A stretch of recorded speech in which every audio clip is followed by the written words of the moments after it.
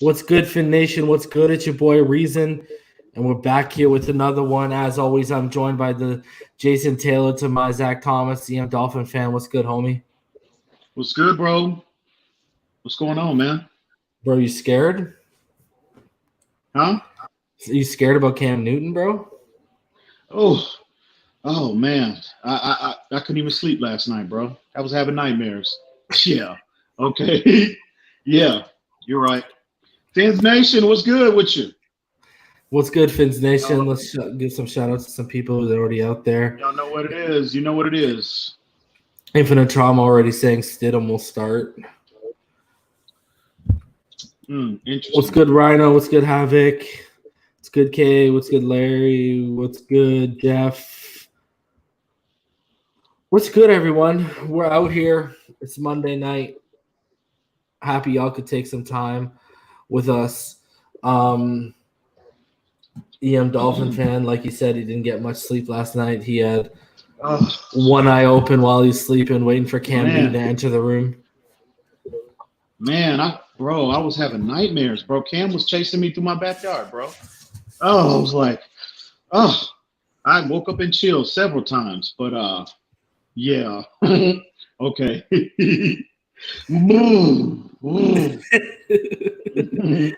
Well, I mean, I guess let's hop into it then. Obviously, we only got a few notes and news topics before we get in to the main topic of the show. And then again tonight, guys, stick around because we're going to open up.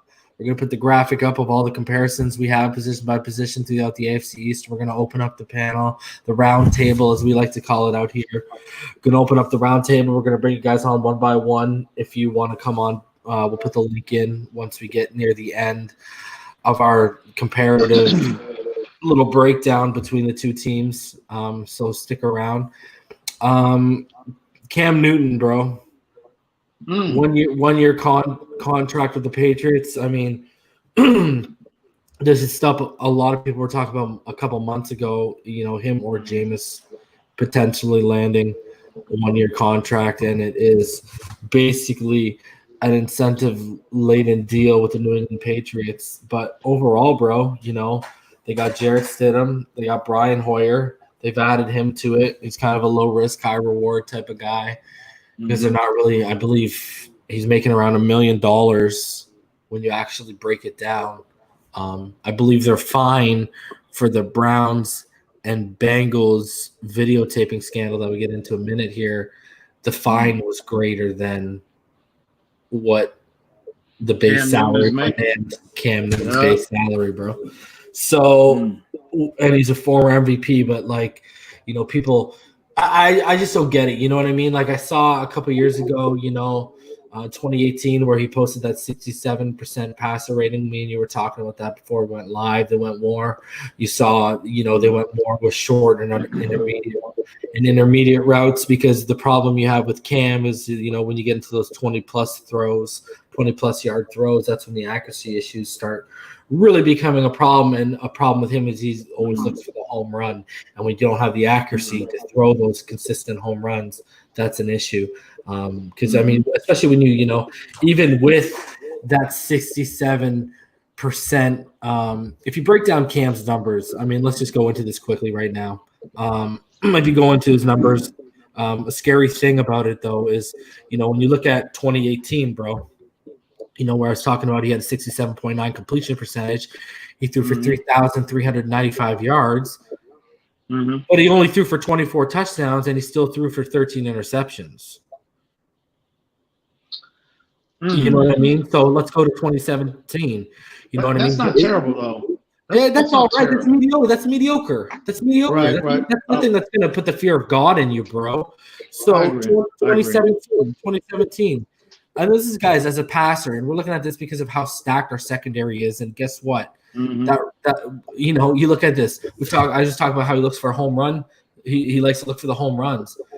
Who's his home run threat? He doesn't have a home run threat in New England. But anyways, 2017, completion percentage, 59.2, 3,651 yards, 24 touchdowns, 16 interceptions.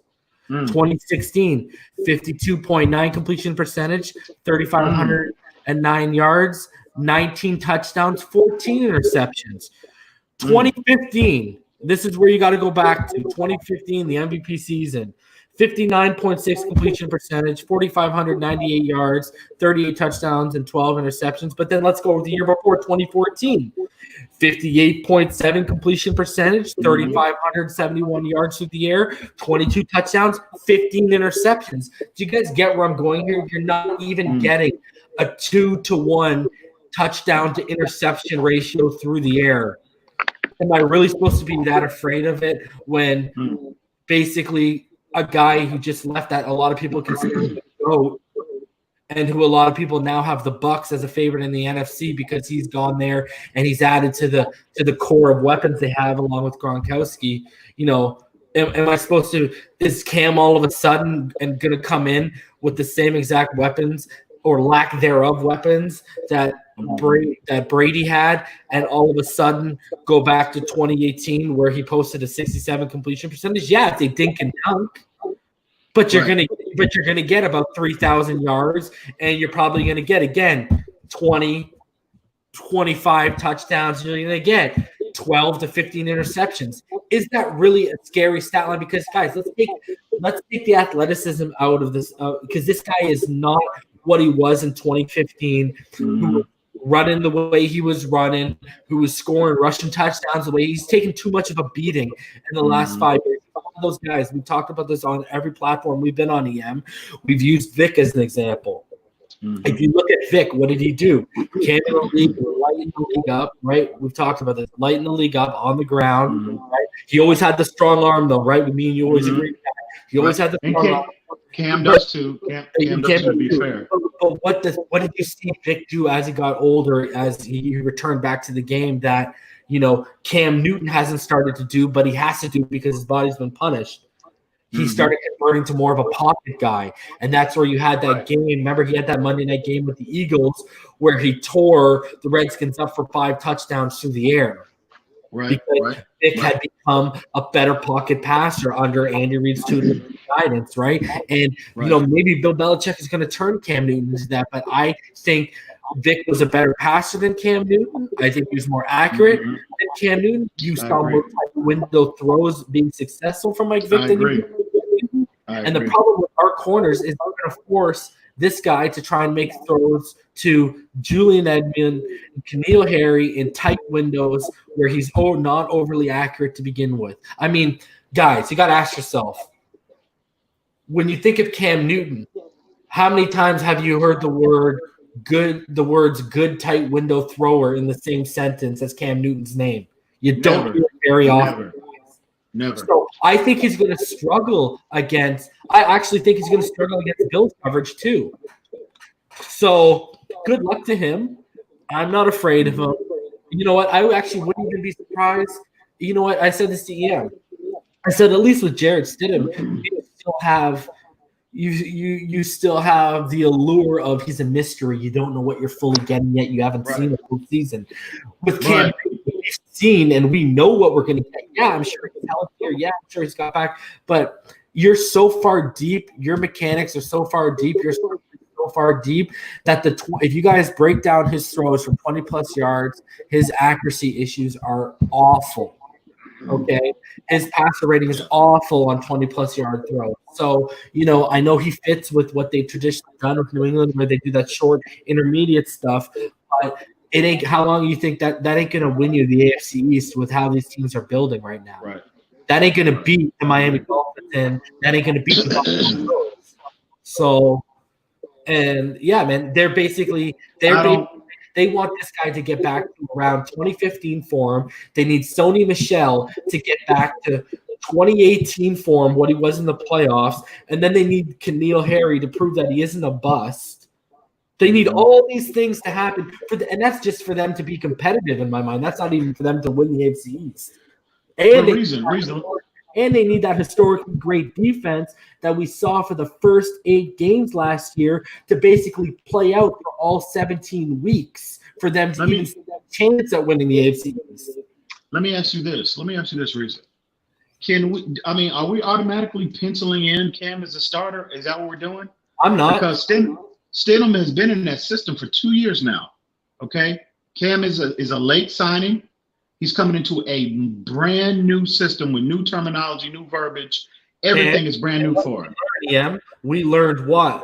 We learned through O'Shea. What did we learn? It's a really hard system for guys to pick up right away. Exactly. It's picked it up. Exactly. We're talking about a high Harvard IQ and a 15-year veteran. And excuse me, bro. So many because he's been a journeyman. The benefit of Fitzpatrick being a journeyman was it helped his transition last year. And even he struggled at the beginning until he got it down for those last 6 games. And everyone started getting it together. So, yeah, I don't see Cam. Honestly, bro, I think Cam, even Brian Hoyer. How many years has Brian Hoyer had? And I'm not saying Brian Hoyer is going to beat out Cam Newton. I'm just saying where they are on day one with the Cam Newton thing. Brian Hoyer has been there multiple years. He knows this. They brought him back multiple times, so he's comfortable with what they have. I'm not saying Brian Hoyer is going to be Cam Newton.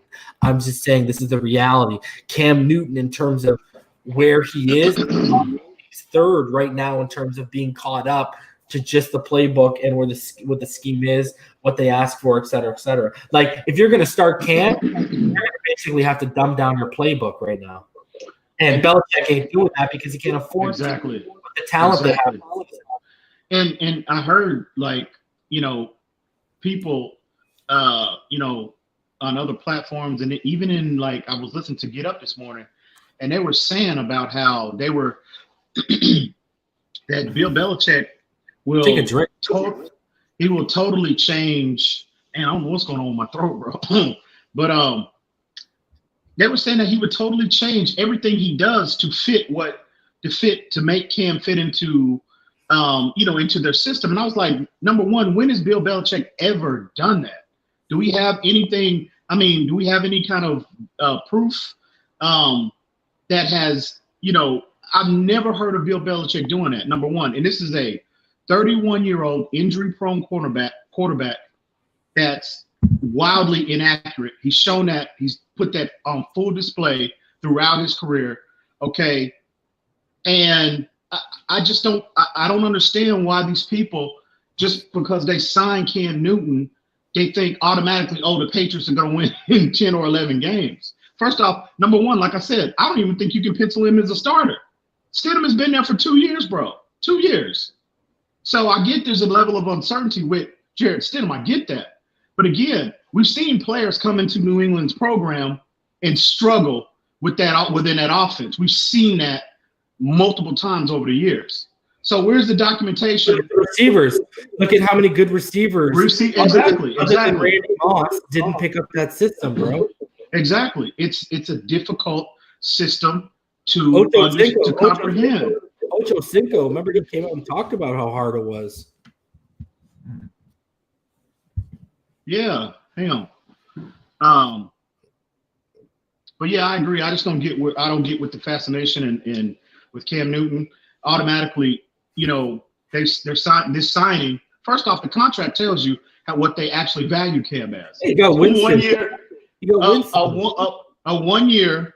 Prove it deal. $1 million incentive-laden deal. He got no other interest throughout the NFL. Their contract that they gave him tells you exactly what they think about Cam Newton. So I just don't understand. These people are saying, they got Cam Newton, and this is gonna propel them to the AFC, to the AFC East title. They're gonna win a 10 or 11 game. I don't get it. Again, the way these teams have constructed themselves, their rosters this offseason. And I'm just coming from a strictly Miami Dolphins perspective. Cam, the receivers are still going to have to consistently separate against our man coverage, which please show me the wide receiver or the skill position player on their roster that's going to do that. And then you got to have a quarterback that can deliver to the football timing and accurately. Please show me the quarterback that's going to do that. And what's the thing about their offense, right? You saw the struggle with Brady with the lack of good receiving and the problem with them plucking guys, as we said, from lows on a Friday and starting them on Sunday. What was the problem, exactly. bro? Not only the short and intermediate, a lot of it is short and intermediate, but what is it, bro? It's all about rhythm and timing. Guys got to be in spots at certain times.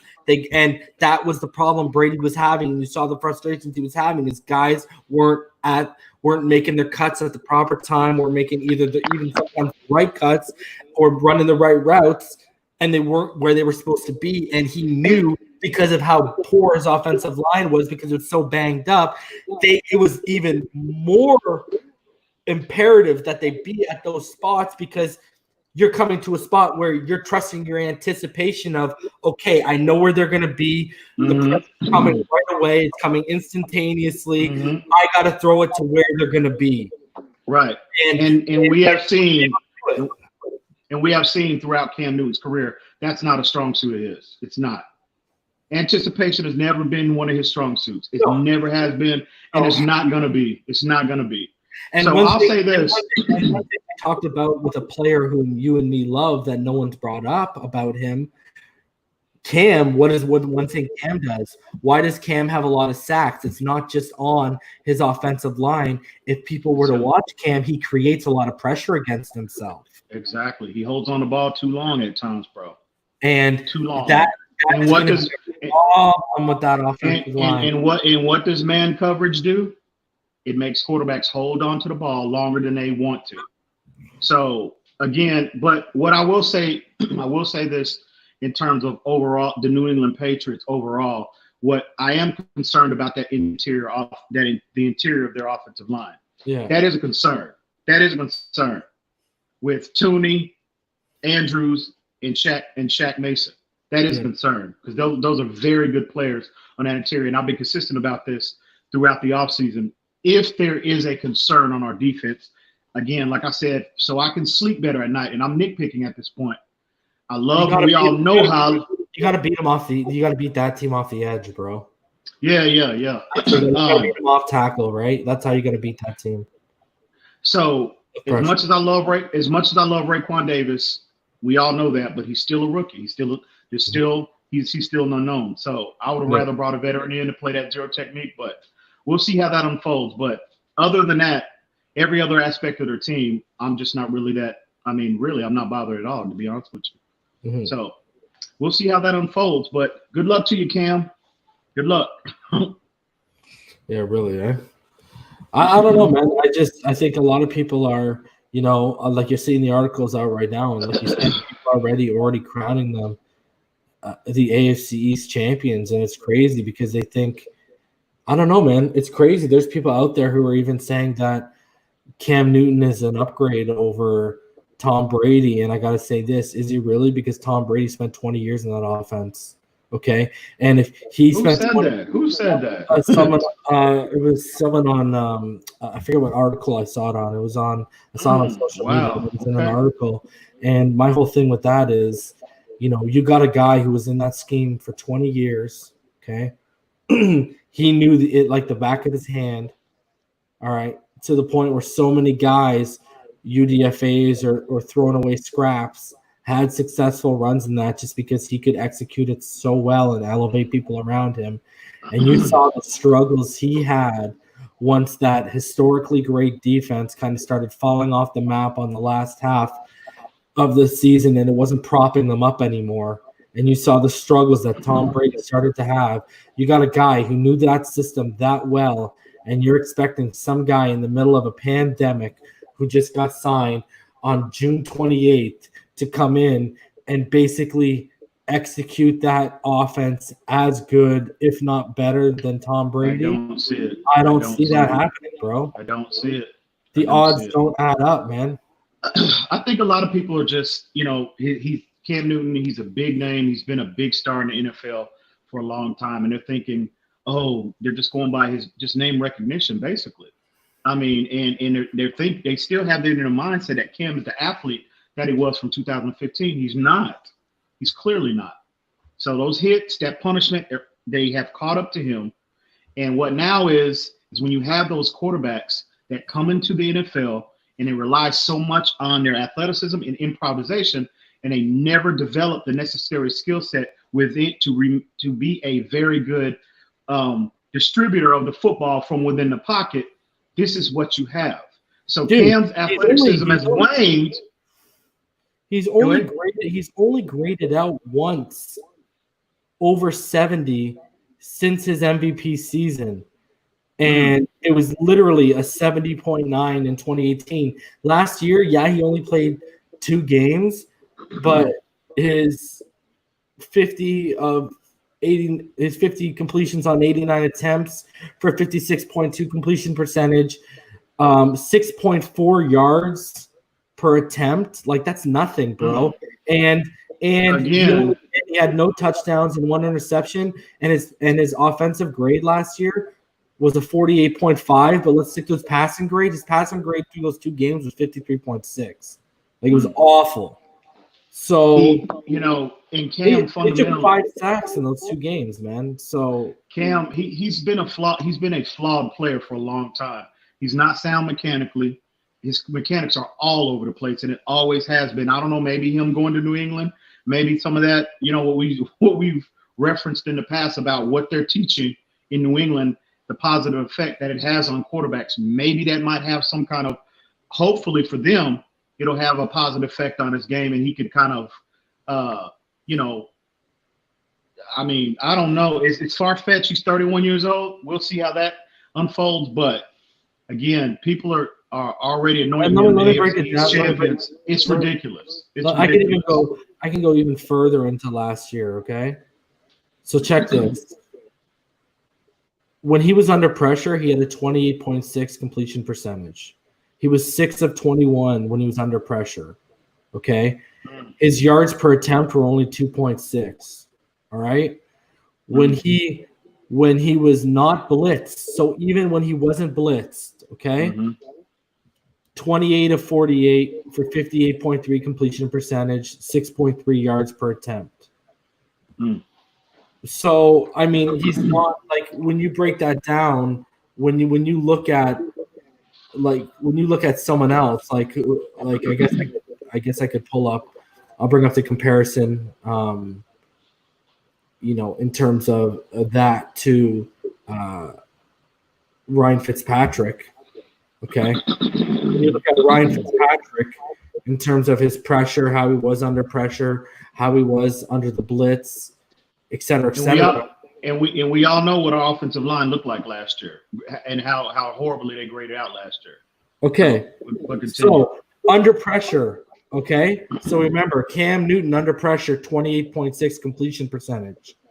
Under pressure last year, Ryan Fitzpatrick, 47 completion percentage, almost doubled them.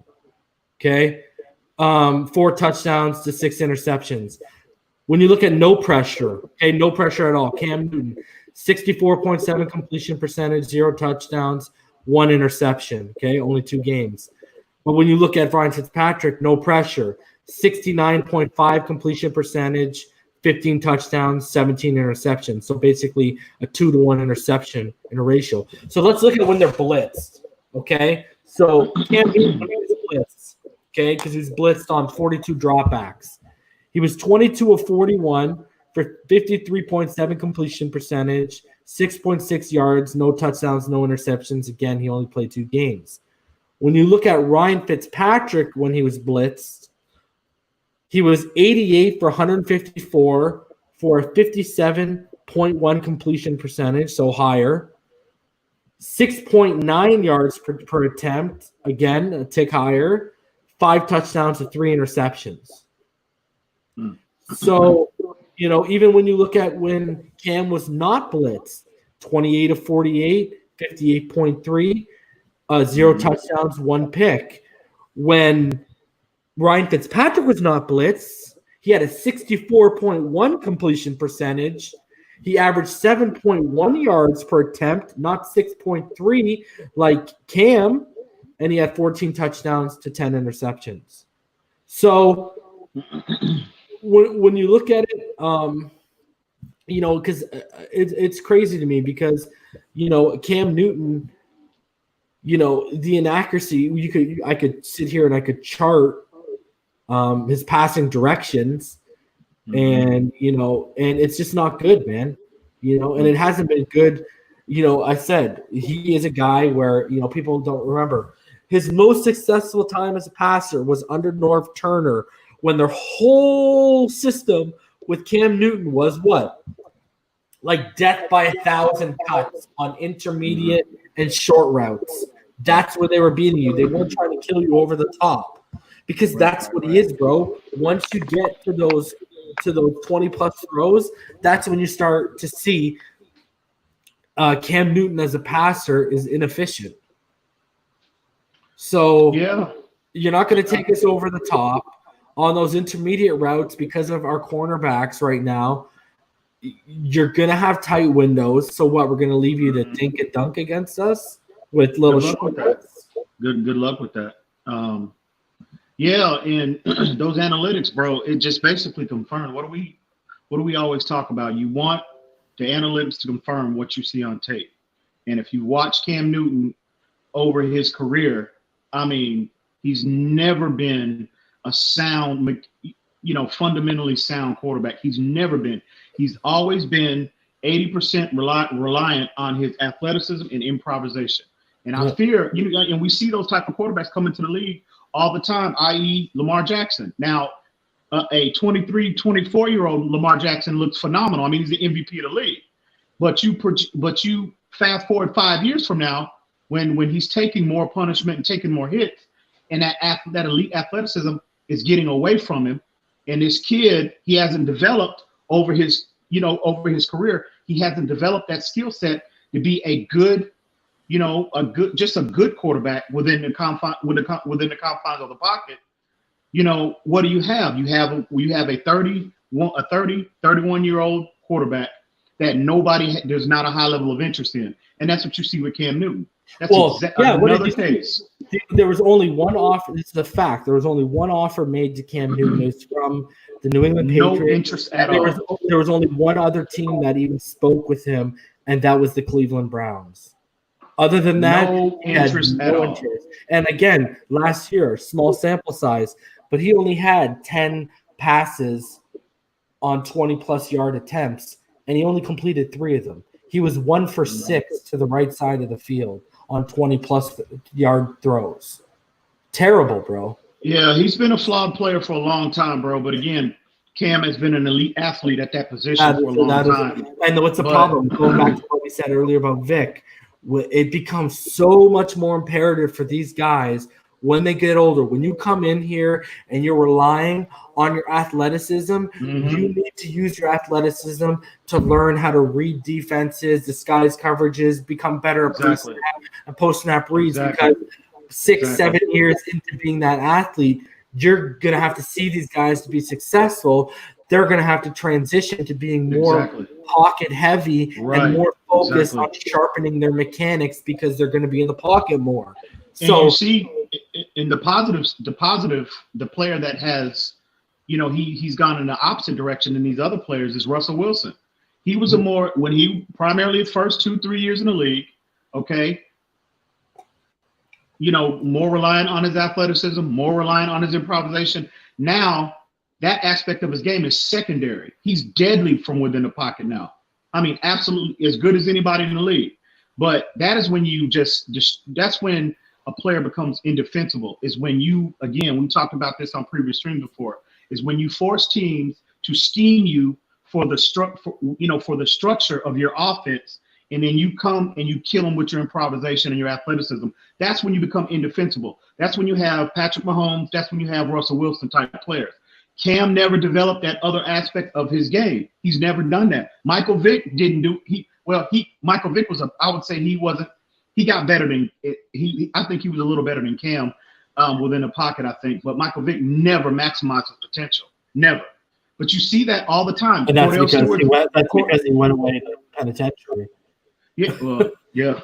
But you see Cordell Stewart's, your Dante Culpeppers. You see those type of players coming in to the league, and I think Dante Culpepper is a very good comparison to Cam Newton, because you remember how what of an athlete before it was Cam Newton, Dante Culpepper was that guy.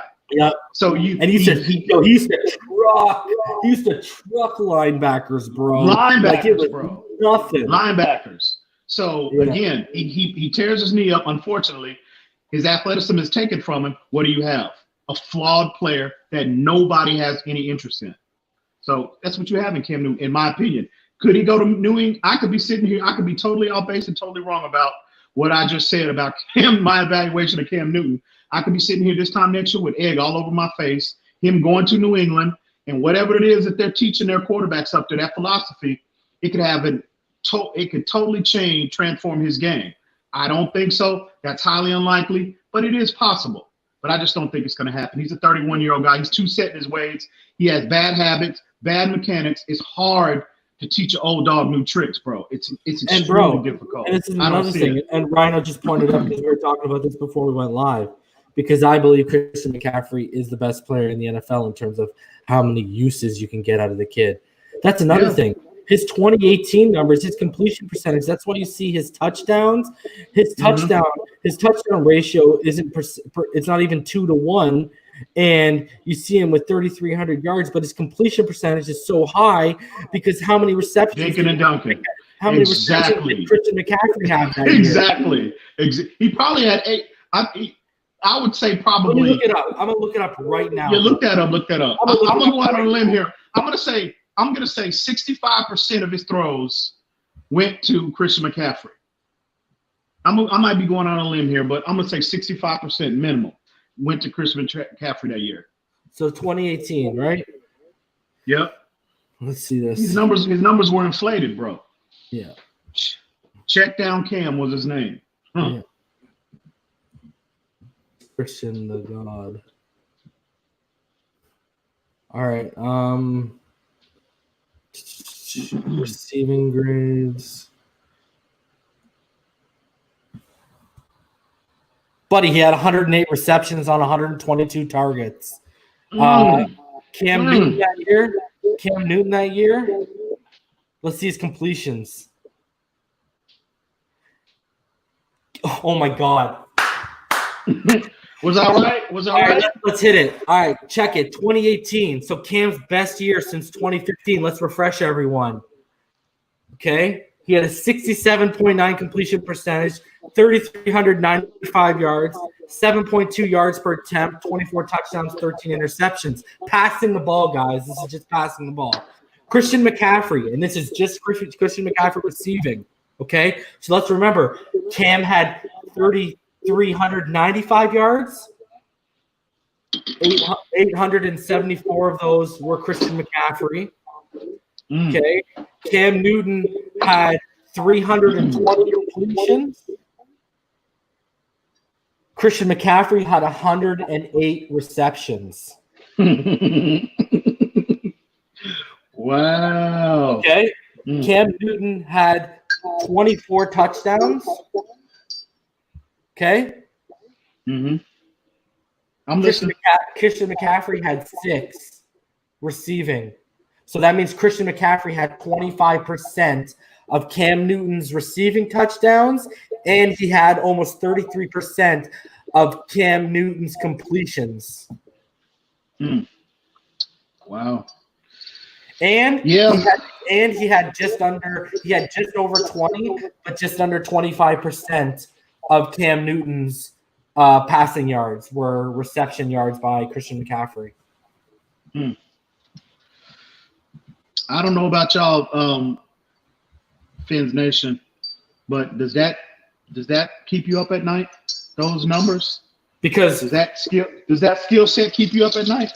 Yeah, because when you look at the 2 years after this 2015 MVP season, but when he didn't have Christian McCaffrey, they're nothing to be impressed with at all. And see, reason Cam Newton, I know people were saying, I heard somebody say that, who did Cam Newton have? What talent did he have around him? People forget. They've invested high picks in wide receivers. They've had they had Steve Smith. But listen. Yeah, exactly. But people forget how great of a running game they had with James Stewart and D'Angelo Williams, bro. Yeah, excellent running backs for a long time in this league, bro. Yeah, so Cam has had talent. And then Pittsburgh came through and paid D'Angelo, and he was never the same. Yep. Well, he was productive in Pittsburgh. He wasn't as productive as he was in Carolina, but he was an older player at that point. But they were both two excellent running backs, bro, in this league for a long time. So he's had talent. Steve Smith was a top 5 receiver, bro. I don't care what anyone says. Arguably Hall of Famer. Bro. They've gone out and they've invested in DJ Moore, right? Mm-hmm. They had Greg Olsen, and Greg Olsen, when he was healthy, even the last couple of years when he wanted to be healthy, he was a top 5 tight end. Yeah, top 5 tight end. Yeah, when he was healthy. Yeah, man. Top 5 tight end for a long time. So yeah, I don't, people just making excuses for him. Once you dig into the analytics, bro, and again, if you watch Cam for an extended period of time throughout his career, you will see the analytics confirm what you see on tape. He's been a flawed player. A lot of people might disagree with me on this, but he has never been a fundamentally sound quarterback. Never been. Always relying upon his athleticism and improvisation, and that only gets you so far. And again, I hope I'm not wishing this upon Lamar Jackson because I'm a huge fan of his game, his overall impact on the game. But you can see 5 years from now, if he doesn't develop these other aspects of his game, we could be sitting here 5 years from now having this exact same conversation about him, a former MVP of the league, looking on the street with minimal interest in him in terms of signing him. We could easily be talking about him in 5 years if he doesn't develop those other aspects of his game. So we'll see how that plays out. But Cam, it's not like they didn't story. And it's not like, I know they just traded him, but it's not like they didn't have decent offensive linemen. I mean, they had Trey Turner. You know what I mean? Mm-hmm. They had that center, Matt Paredes, who's all right. Yep. Who else did they have? They had Matt Khalil. Matt Khalil was a Pro Bowler. They got that for a long time. They got that tackler who's a beast now, Taylor Moton or whatever his name is. So it's not like they didn't have offensive linemen too, because Trey Turner was a former Pro Bowler, if I'm not mistaken. Yeah. Too. Matt Khalil was too. Pro Bowler, yeah. Matt Khalil was too. Matt Khalil got paid, right? And one more thing about Cam Newton. If you want to know how to defend Cam Newton, go put that 2015 Super Bowl tape on when they played the Denver Broncos. Okay, how did they defend Cam Newton? Okay, they went heavy man coverage. Okay, because they had 3 outstanding corners: Aqib Talib, Charles Harris, and what was the other guy from Ohio State? What was his name? I forget his name, but anyway, they had 3 outstanding corners, and they went heavy man coverage against him. And what does Cam do? What do we run? And it's not exactly. That's what I'm about to say. This is why I'm so confident. This is why Cam Newton doesn't. I'm not worried about Cam Newton at all. Is because again, look at how Denver defended him. Okay, they played heavy man coverage, forced him to hold on to the ball longer, and they just let DeMarcus Ware and Von Miller. They couldn't. At some point, your offensive lineman can't hold on if your quarterback is holding on to the ball for 4 seconds. And they had too much speed at the linebacker at that particular team. They had too much speed at the linebacker position where Cam, when he's trying to improv, he couldn't run away from them and get those extended big plays. So again, I can envision, and I can be totally off base by saying this, but I can envision the Dolphins, if Cam Newton winds up being a big part of what the 2020 New England Patriots are gonna do. I can see a similar game plan on how the Dolphins are going to scheme him. I can see it. Oh my God, Ro! I just found the Holy Grail. Okay, guys. So we were talking earlier about how, from what we've seen, one thing and a lot of people aren't talking enough about is how Cam Newton creates pressure on himself, right, EM? We were talking about this earlier in the stream, right? Mm-hmm. So I want to throw something at you, okay? So Cam Newton since 2011 has been sacked 310 times, okay? Last year, he was sacked 5 times, okay? Hold on a second. I just want to show you this. Wow, I just lost it. It locked me up. Okay, hold on. I just brought something up pretty crazy. Okay, check this. So he's been sacked 310 times. Last year he was sacked 5 times, okay?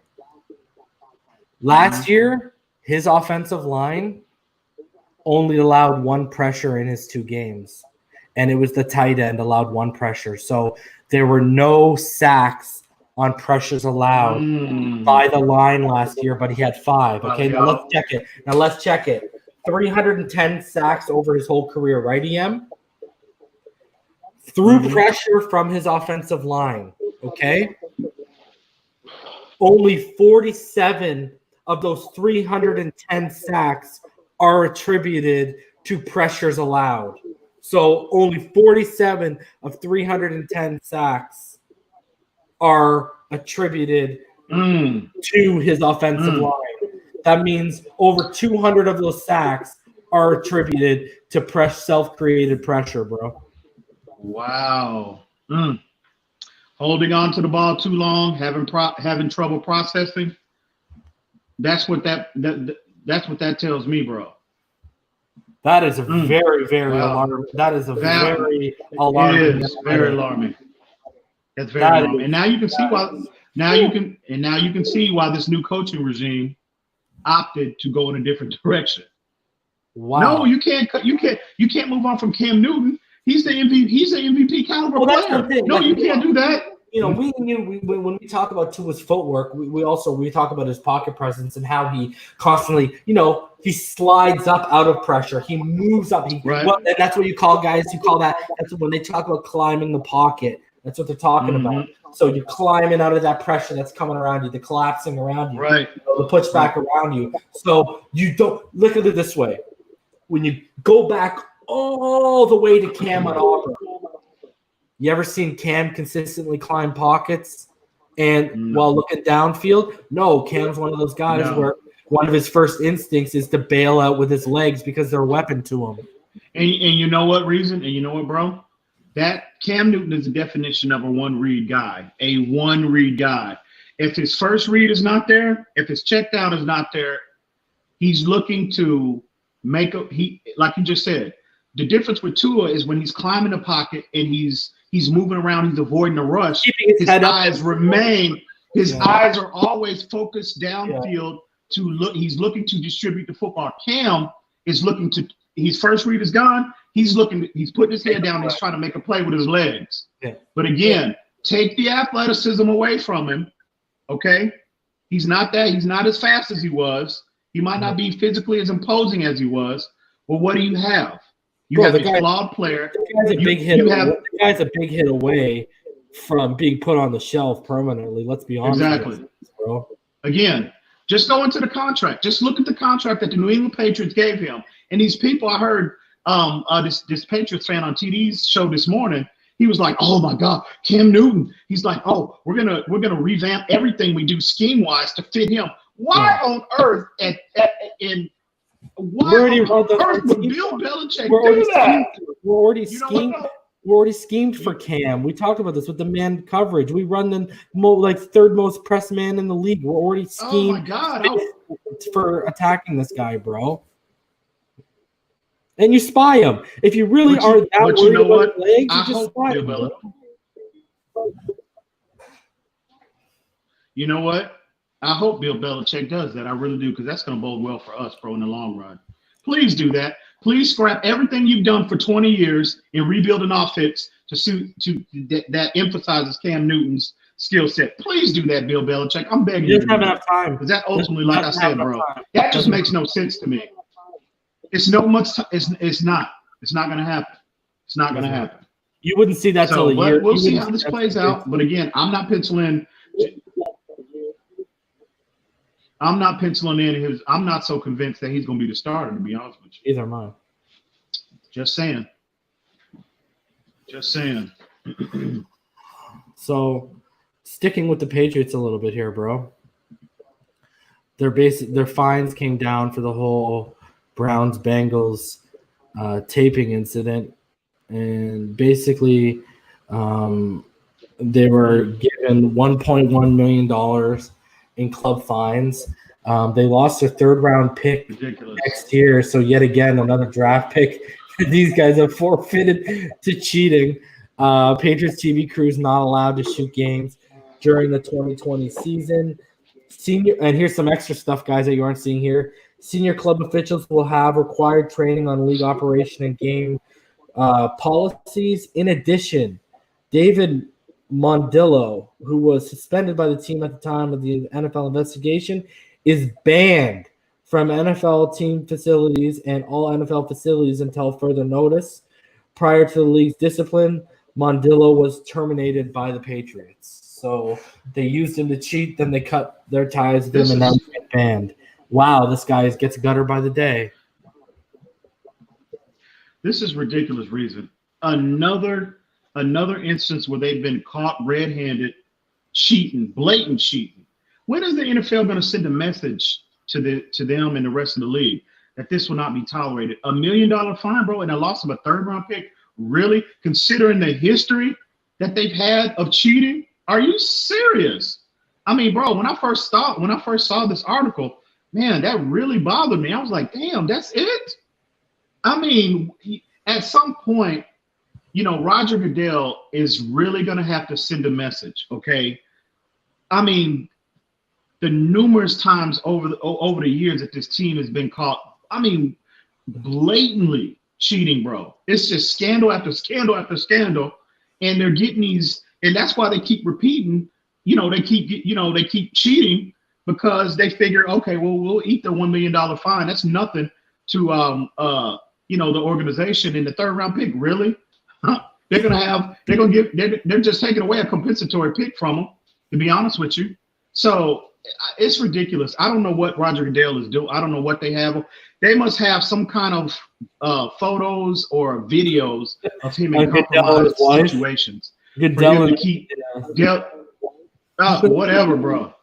It could be Goodell. It could be Goodell and Kraft. I don't know, but bro, this is ridiculous. I mean, when are you going to set a precedent, bro? Absolutely, and it's based on their track record. Yeah, man, this should have been a first minimum. Yeah, a first minimum. So I don't know, bro. The fact that they fired the fact that they fired the guy. Exactly. Bro. Exactly. And it's crazy because the fine, according to Spot Track, Cam Newton, his deal is worth $1 million, the same as Brian Hoyer. So this fine is $100,000 only more than what Cam Newton is making this year. It's ridiculous, man. Ridiculous. This should have been a first-round pick minimum and a $5 million fine, considering their history. They've been the only team that I know of. I mean, it's always the Patriots that's getting caught up in these kind of situations. Always. Who else? What other teams in recent memory?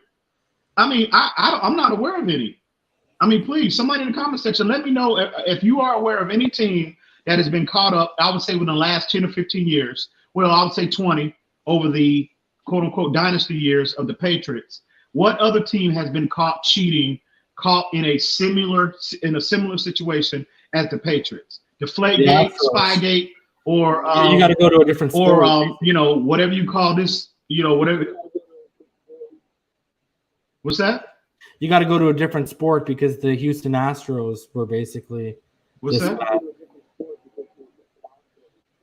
Oh well, I mean in football. Yeah, I mean, man, I can't recall any other team, but it's always this team, this organization, and all you're getting is, but they'll keep trying to cut corners as long as Goodell is giving them a little slap on the wrist, a little $1 million fine, and taking away a third round pick. They're going to continue to do that always.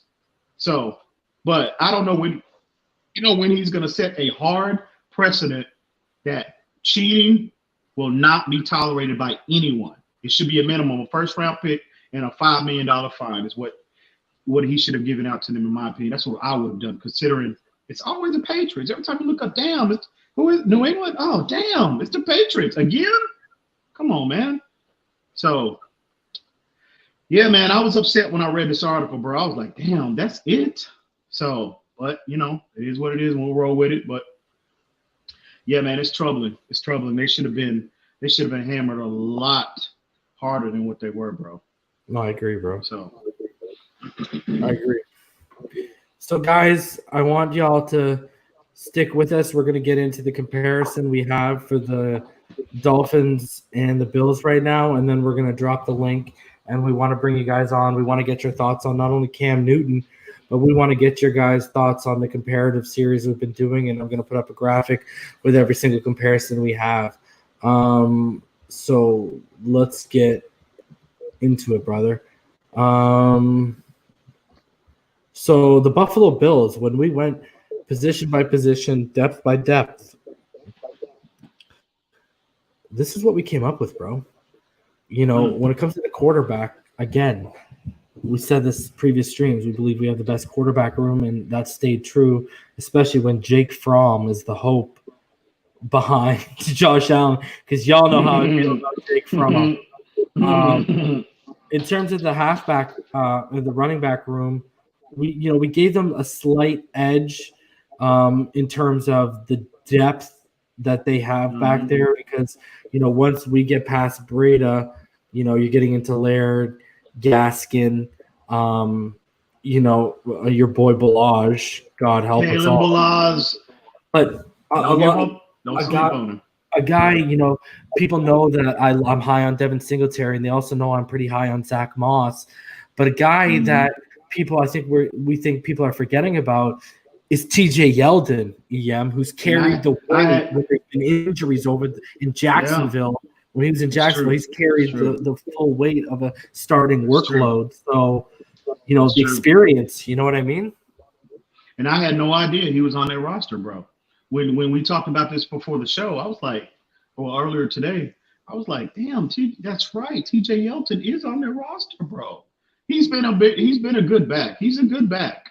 And again, and I'm in agreement with you. I would give them a slight edge because of TJ Yeldon, because that's three quality running backs that you have compared to our, two quote unquote proven guys. But everybody else on the roster, there's uncertainty about them. They haven't proven themselves. So I'm in agreement with you. We'll give them a slight edge in terms of the overall depth of the running backs. So yeah, I'm in agreement with you. So when we went to the wide receiver room, this was we almost did this one as a tie.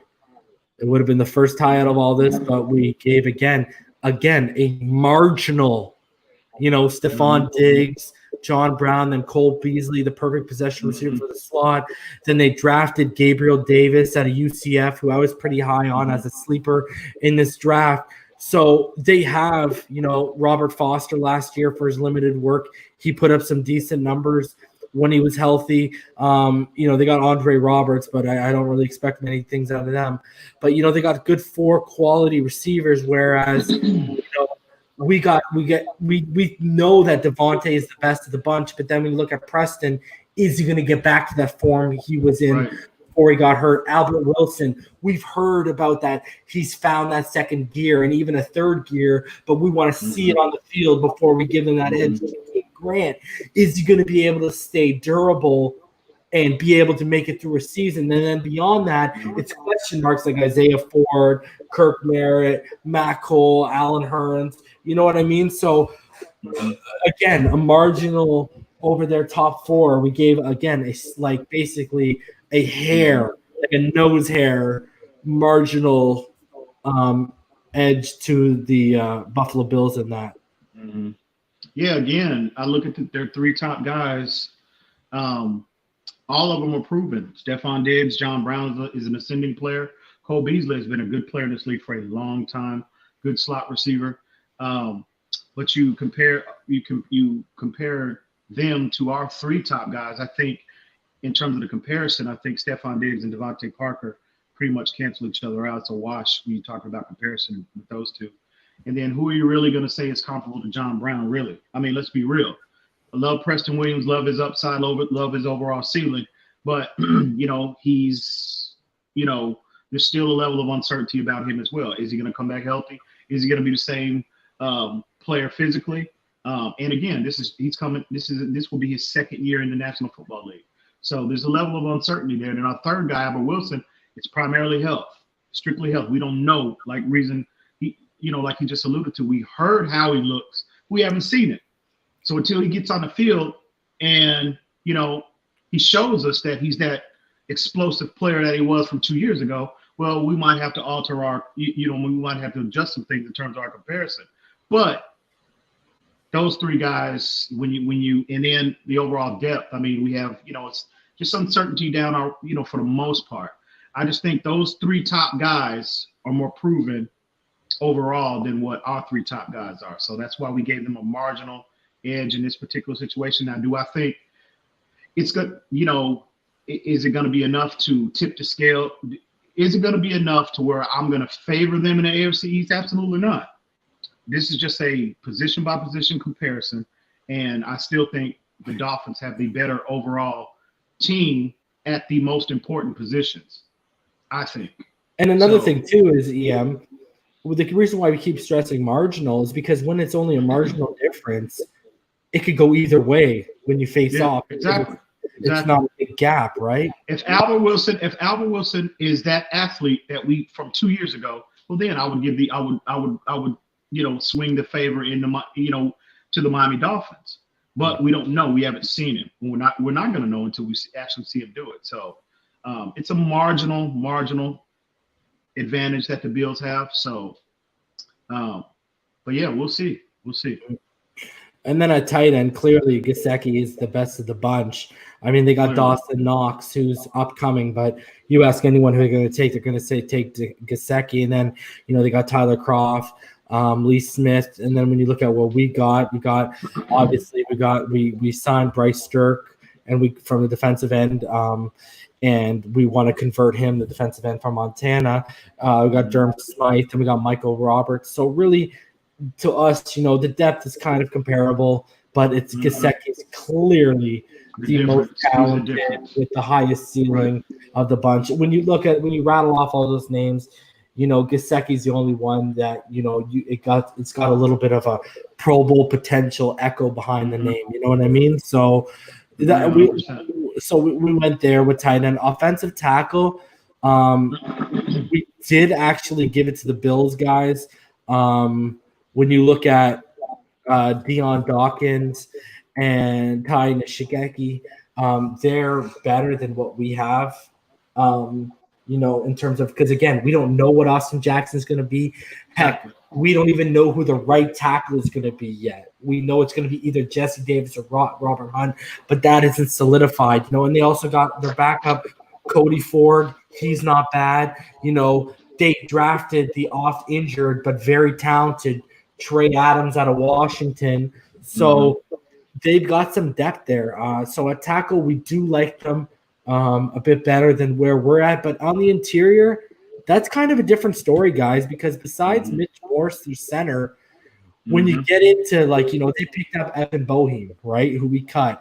When you look at Quentin Spain, even Darrell Williams isn't what he once was, right? We like our interior better, not just with we like Karras better.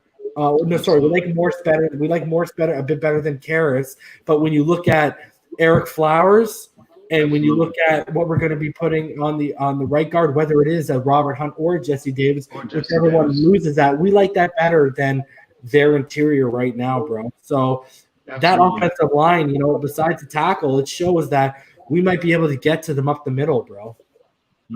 Absolutely. When you look at that interior, bro. Absolutely, I agree 100%, bro. 100%.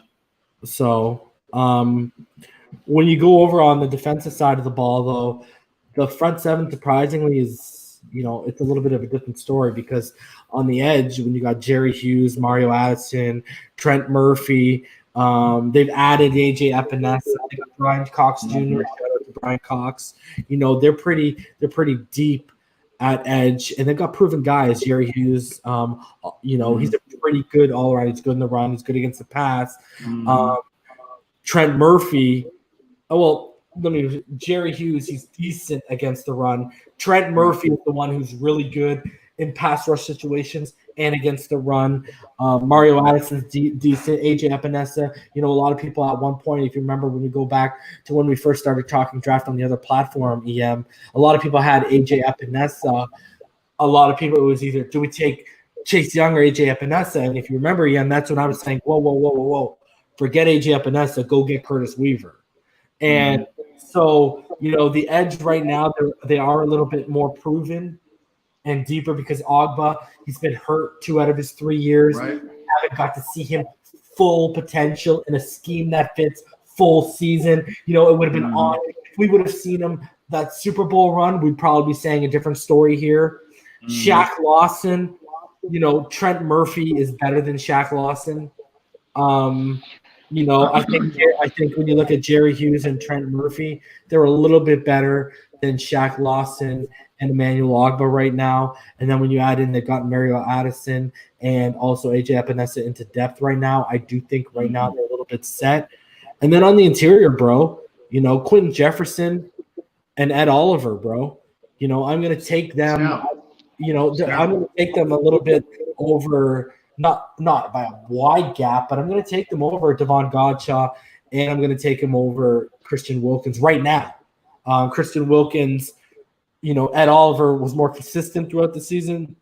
If Christian Wilkins showed me what he showed me in the last half throughout the full season, then we'd probably be speaking a different story. And they all came out at the same time, right? They did go and add former Dolphin Vincent Taylor for the middle two. That's right. They did. Yeah, they added Vincent Taylor too. So what do you think about in terms of where we have the edge? And I think the edge is slight. Again, they're marginal. I don't think these are wide. Yeah. I agree. I was going to say that. I don't want everybody out there to feel like we think the Bills are they're like light years ahead of where we are. No, we're not saying that at all. Just primarily from the edge position, they have more guys that are proven. And if you're looking at our team, just primarily the edge players, the only one I would say that's has the least amount of concerns would be Shaq Lawson, in my opinion. Everybody else, all the depth behind him, there's a level of uncertainty there. Okay. You mentioned that Ogba, he's had some durability issues, which is well documented. And he's still a very young player as well. So, and then you look at the depth behind him, it's uncertain. I don't want everybody to think like I'm not high on the ceiling that the guys that we have, but if you're comparing them, they just have players that's a little more proven than what we have overall from that position. So I'm agreeing with you on the interior as well. I think Ed Oliver is going to be a stud. He's going to be a superstar in this league eventually. He's in the right system that fits his skill set. I would get just him alone. I think he's better than pretty much every other interior that we have. He's a disruptor. He's a force in that middle. But I would give them again overall when you're comparing the overall depth. I would say they're somewhat they're slightly better than where we're at. But again, this could all change once the season starts. You know what I mean? We talk about the inconsistency of Christian Wilkins, which is not unusual for a rookie transitioning to the NFL. Godshaw, another year, he could be even more of a force in the middle. And it's not like Godshaw is like, Ed Oliver and I forget who's the other. I forget the other guy. His name is Quentin Jefferson. Quentin Jefferson. It's not like they're light years ahead of him. It's just they're just a little more consistent at this point. So again, this could all change. But again, they're marginally better. But do I think that's enough to propel them to the AFC East and make them that much better than us overall? No, because I think we're better at quarterback. I think we're better at the positions that matter the most, I think, in terms of matchups with this particular team. Quarterback and our secondary, I think we match up extremely well against them. And again, you talk about the inefficiency. Josh Allen is the most inaccurate starting quarterback in the NFL. And we mentioned how Cam struggles against man coverage. I fully anticipate Josh Allen to have those same issues against our team, against our secondary this year. So we'll get to the secondary shortly, but I'm just saying. But anyway, yeah, they're just marginally better. So I don't want anybody to think like we're not high on our team or whatever or whatnot. But you have to be objective when you're evaluating at this point. So we'll see how it turns out. We'll see how it unfolds. So when you look at the linebacker core, this team, the Bills, are very, very thin after you get past Tremaine Edwards and Matt Milano. because they run a 4-3. You could technically consider our edge guys that we just went over. You could consider them part of the linebacker core, but we just compared basically defensive ends there. But when you look at us, Kyle Van Noy, Kamuguru Hill, Raekwon McMillan, Jerome Baker, Vince Beagle, Andrew Van Ginkel. We have serious depth, whereas once you get past Jermaine Edwards and Matt Milano, you're talking about Corey Thompson. Not much there. Tyler Matakovich. Then a bunch of unproven guys like Vasine Joseph, Tyrell Dodson, Delshawn Phillips, Mike Bell, guys, who are rookies. So they're unproven. So I really think we have I think in terms of depth, we have a significant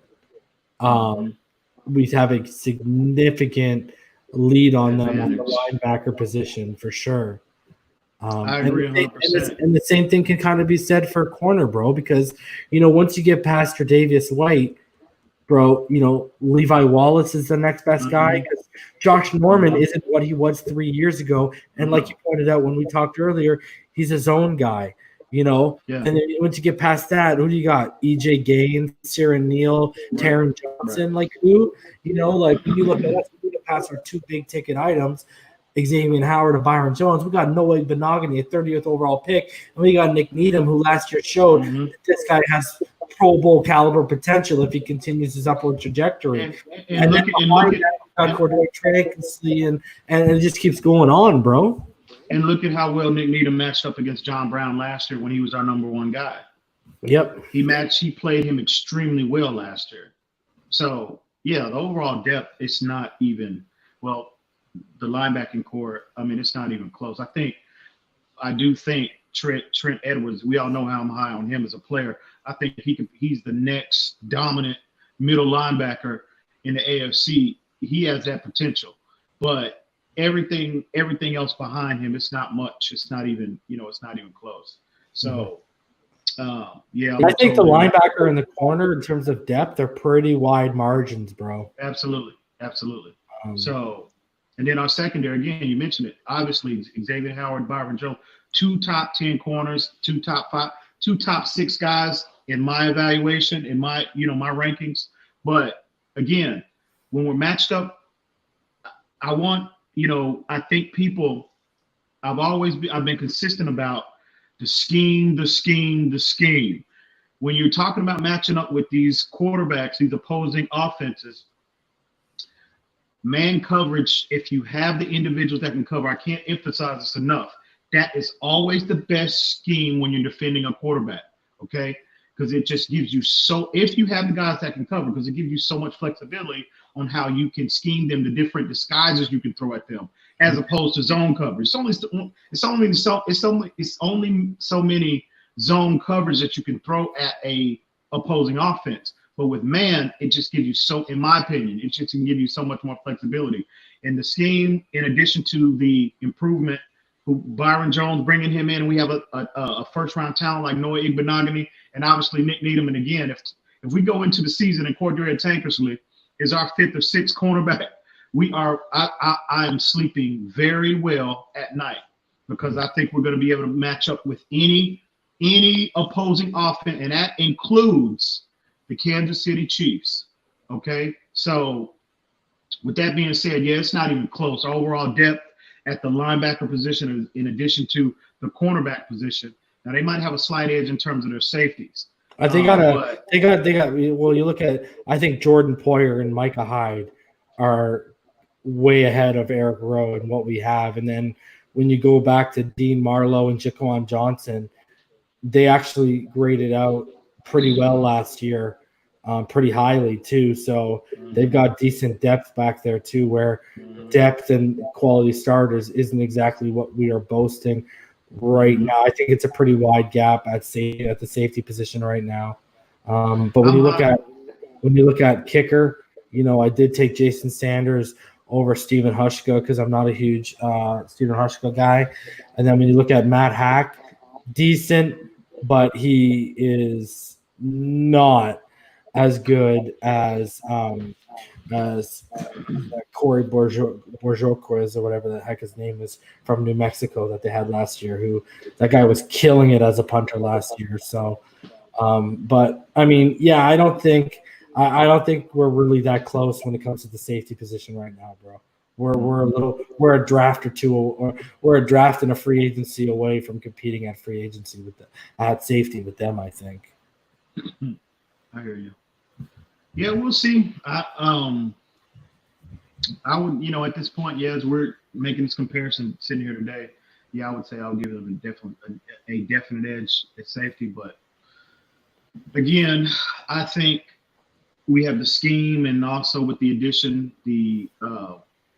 all the talent that we brought in through free agency and the draft. And again, I can't emphasize scheme enough to match up with this team and against this quarterback. I just think it's going to be too much for him to consistently make plays enough to where they can beat us twice next year. I just don't see it unless he just takes a significant step forward in terms of his ability to accurately and consistently distribute the football. I just don't see it. I just don't. And again, we're sitting here making all of our, we're making our projections. Again, at the end of the day, they all have to prove it on the field. But I just don't see it, man. I just think we match up extremely well with all our teams in the AFC East. I've been consistent about that since the schedule came out. I was like, where are we really? I mean, what quarterback can really threaten us? I mean, it's at every quarterback position in the AFC East. There's uncertainty there in some way, shape, or form. Okay, and again, in addition to the lack of skill position players that these teams have, the Patriots don't have many. I would say that you can make an argument for the Buffalo Bills, but are they really that good enough to consistently separate from our top two guys? I don't think so. And then also the New York Jets. Darnold might be more skilled as a passer than what Josh Allen is, or Jared Stidham or Cam Newton. But where's his weaponry on the outside? You really going to hit your wagon on Denzel Mims? Yeah. This year, a rookie, an unproven guy? Good luck with that one. So, again, I just think we match up extremely well. The players that they brought in, it's pure speculation on my part. I've been consistent about the different schemes and personnel groupings that they're going to be deploying. I can't wait to see that. I can just see how they're going to match up, with these teams in the AFC East. But it's going to be a real treat to see. But I just think we match up extremely well, really, with anybody, to be honest with you. The only concern, I'll say this again, is them physically imposing interior offensive lines, because I just think it's, there's question marks in the middle at that zero technique. It's question marks. Whoever you put there is Christian Wilkins.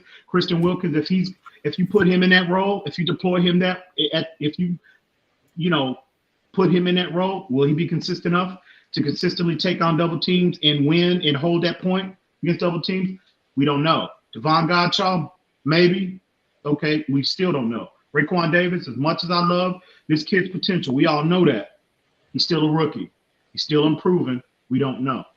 So, but every other aspect of our defense, I think, will be fine, bro.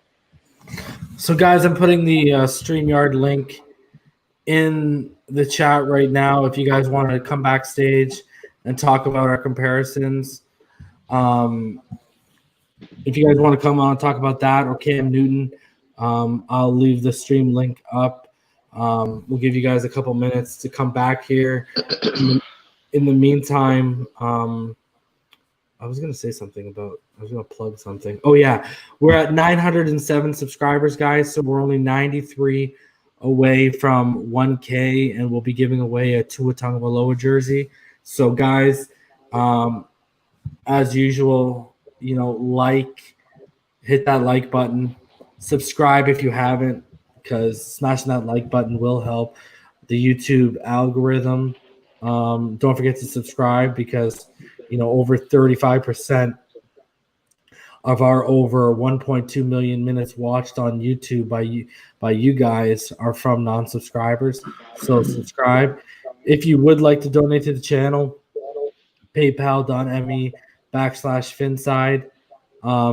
If you do want to come on right now to talk about anything, like I said, I am posting the StreamYard link in the chat. I'll give it a couple minutes. If no one pops on, we outie.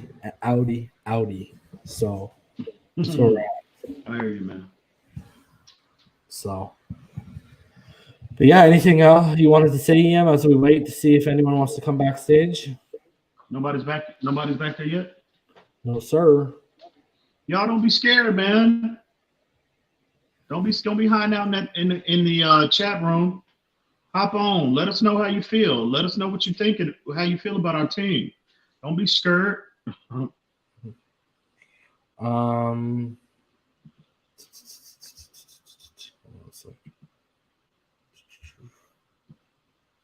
Yeah, there's a lot of you that we always see in the comments, but y'all never ever come up and put your face up here. So get your face up here, guys.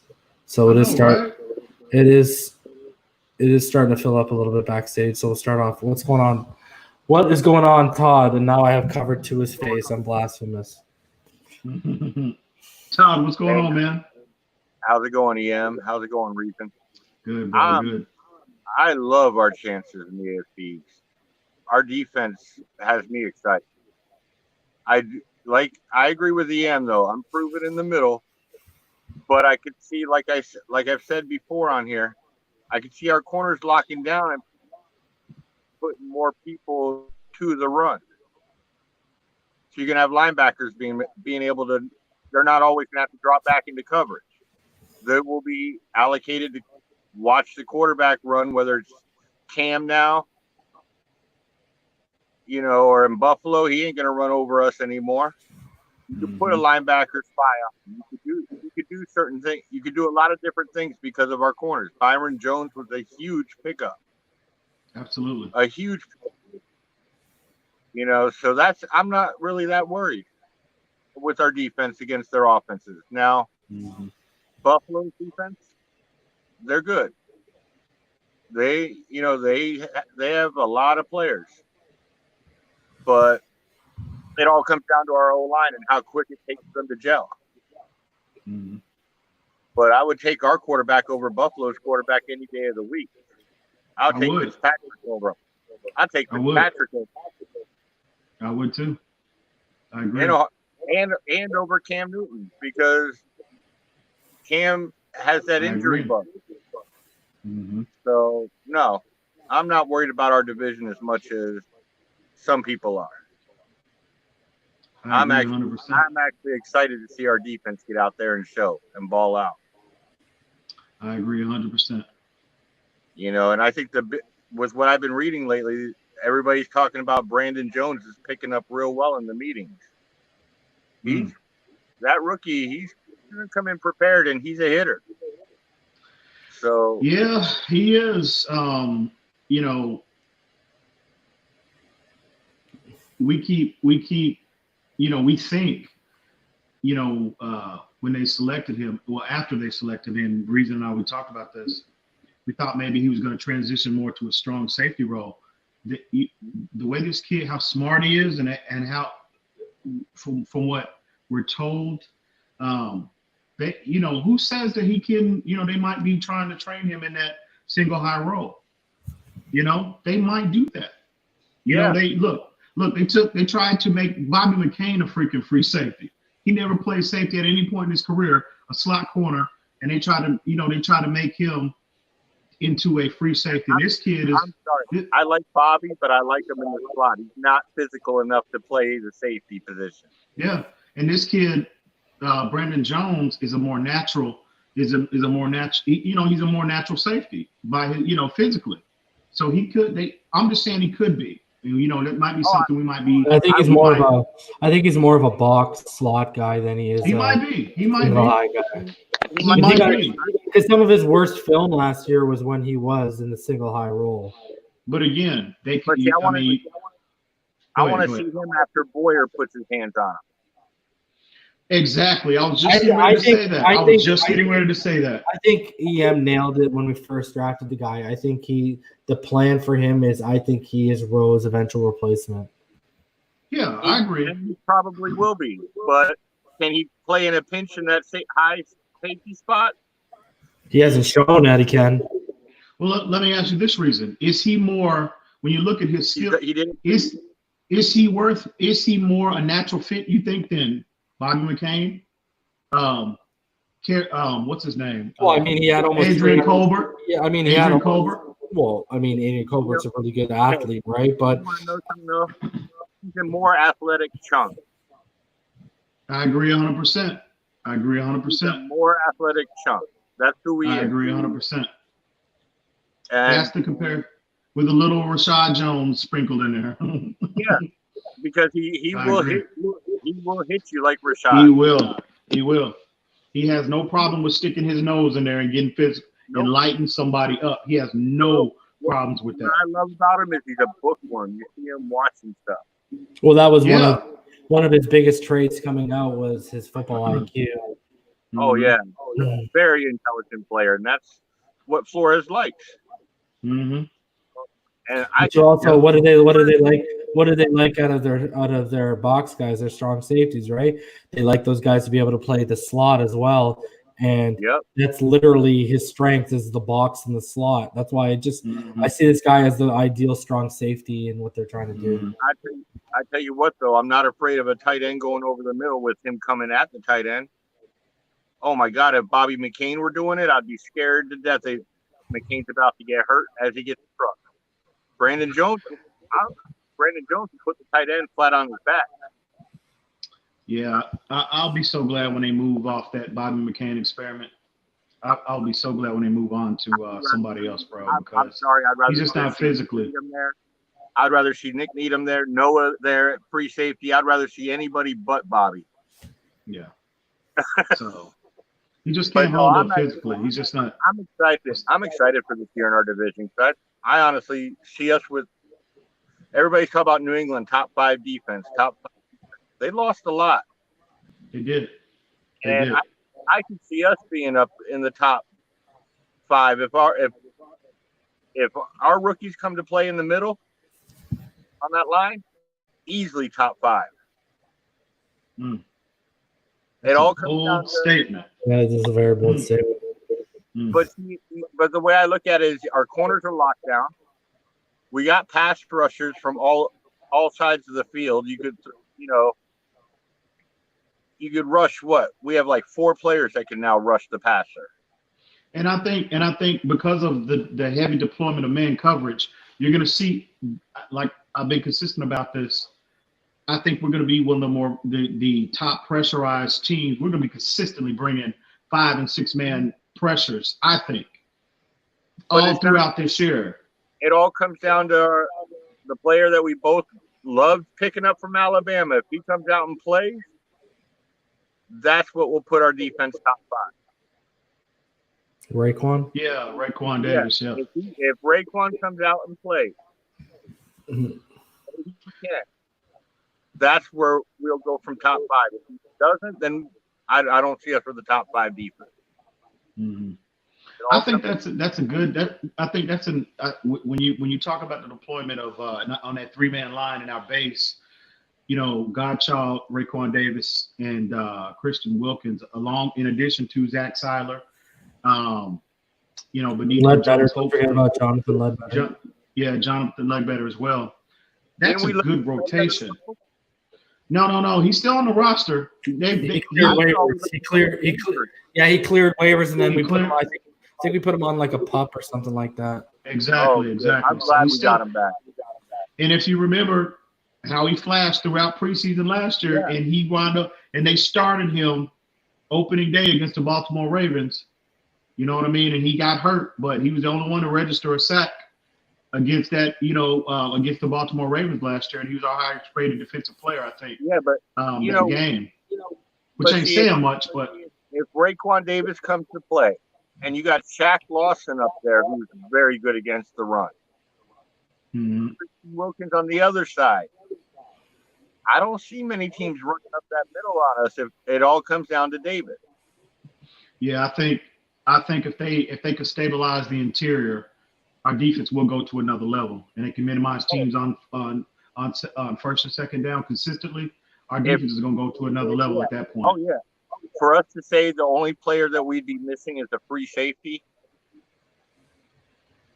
after what we went through last year, I agree. that's amazing in itself. I agree.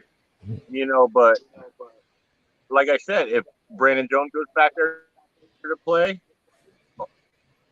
you know, you got. I just don't want McCain back there. I don't know why. I just really don't want him back there. Yeah, I don't either. I don't either, bro. I want to back up. I'll be so glad. I will be so glad when they scrap this Bobby McCain experiment, bro.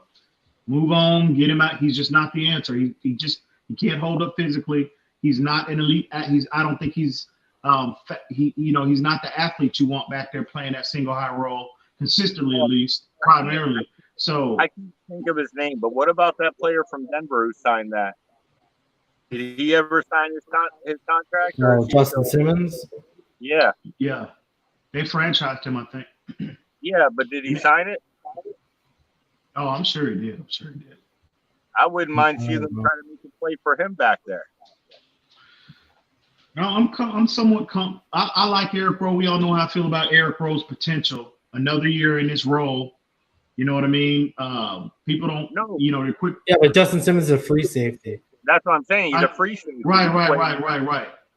Yeah, right. But what I'm saying is, you know, again, I think because of the heavy deployment of man coverage and the players that we have, you know, I don't think you necessarily need a Earl Thomas sitting back there in that single high role, because again, their reads will be somewhat simplified because of the presence of Bobby McCain and Xavier Howard. On paper, they could both fall off a cliff this year. We won't know that, but I mean, as we're sitting here discussing this tonight on paper, so their primary reads will be to support the middle of the field, in my opinion. But so we'll see how that turns out. But you don't necessarily need. With that being said, and that might be Brian Flores' mindset. Why they didn't make a big investment in that position. That might be the mindset of this staff. Now, I will say this: that right there would benefit putting Brandon Jones back there. If he's just covering the middle of that field, he can come up and hit. He can cover the bigger players over that middle. Exactly. Stuff. Exactly. And that's what. That would be a good position for him. And that's why I'm saying you can't discount the potential of him transitioning to that role for that primary reason. Okay. Again, this is just pure speculation on my part. But again, I just think that could be the approach why they didn't make a big investment in terms of free agency or trading up to get one of these more higher rated prospects. It might be. Makes sense. Just saying. I could be totally off base about what I'm saying. But when you sit back and you look about the approach that they took to addressing that position, they didn't make a big investment. They made a big investment on the boundary. You already have Xavier Howard. You already have Byron Jones. Those are two lockdown corners on a team that deploys top three into the deployment of man coverage. Well, I was going to say to you guys too earlier, and I'm not saying this is going to happen because from everything that I predicted and from everything I understand right now, he is going to try out in the slot. But if you look at Noah Igbenogany, he has the skill set to play the single high role as well, because you don't really need to have elite ball skills. Yeah, but you can always talk about Noah. In that slot, he's a hands-on, up-in-your-face, just like Jones on one side and X on the other, so you can lock down all three receivers with single coverage. Because Noah's a guy who's going to get up on that line and hit you coming off that line of scrimmage. Well, like I said, that applies to anybody. We could be seeing Nick Needham transition to, them, trying to convert him in that role. It might even be Noah Igbenogany. It could be. Again, I think the approach is to get all of their top four guys in terms of cornerbacks on the field as much as possible this year. But in their base sets where they're just deploying, traditionally 4 defensive backs, 2 cornerbacks, 2 safeties, you can see, again, the consistent deployment of man coverage. Okay, man coverage is whether you're in base, whether you're in nickel, whether you're in dime. Man coverage is the same. So you could see, it's a lot of things that, it's a lot of unknowns there. It could be Noah Benogany. It could be trying to convert him in certain situations in that role. Nick Needham, that applies to anybody. Brandon Jones, that applies to anybody. I think the one that, in terms of safety position, the only one that solidified his role in his spot is Eric Rowe, in my opinion. But anybody else on the roster other than Byron Jones and not even necessarily Byron Jones. I could see him. He's a natural safety. He came to the league as a safety. So he could be playing, he could be deployed in that role at times. And I fully anticipate that happening. It could be. So again, the man coverage gives you so much flexibility on how you can scheme opposing teams. And that's why I'm going crazy waiting for football, is I want to see what they're going to do. It's driving me nuts. Absolutely. Absolutely. This year out of all years, it's driving me crazy seeing what they're going to do. Absolutely. I honestly see us winning 10 games this year. I think it's going to be between 7 and 10 in my opinion. 7 and 10, and keep in mind, people, 8-8 with that extra playoff spot, that'll get us in the playoffs this year. Huh? You know what I mean? 8-8 should get us in the playoffs with that extra playoff spot. So we necessarily don't have to win a division to get in the playoffs this year. 8-8 could very well get us in the playoffs. Maybe 7-9. Maybe. I don't think New England has a true nose tackle on their team anymore. They don't. Danny Shelton's gone. They're going to hurt there. There's a lot of with the departure of Kyle Van Noy now. You still have Dante Hightower there, but again, older player, durability issues. It's a lot of uncertainty in their linebacking core as well. We all know Father Time's undefeated. And that secondary is old. A year older. And you saw the problems Gesicki was giving Patrick Chung back in December, giving him all he wanted and then some. Hey, they lost Benoit, they lost Danny Shelton, and they lost that other linebacker to Detroit. Yep. They lost Jamie Collins. Yep. So they lost a lot of players on that squad, on their defense. Absolutely. You remember what you said about you were worried about New England running the ball on us? I could see them running the ball the first week right down the center of New England's defense.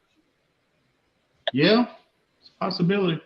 Eric Flowers, one thing he can do, he's 330 pounds, bro. Him moving people is not an issue. So running behind that left side, and I think Austin Jackson is strong enough as well. I don't anticipate Austin Jackson to struggle like a lot of people do.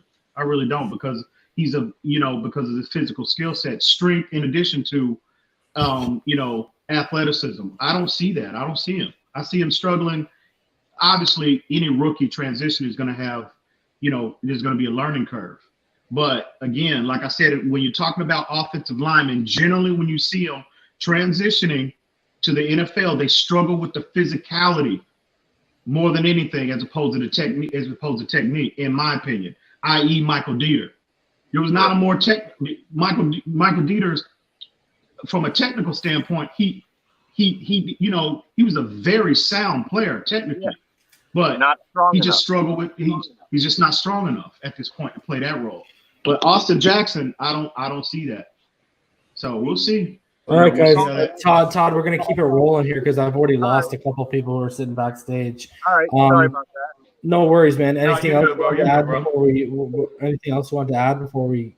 No, I want you all to be safe and have a good night, and look forward to your next show. All right, brother. Thanks a lot. I appreciate the support. Absolutely. You have a good one, bro. You too.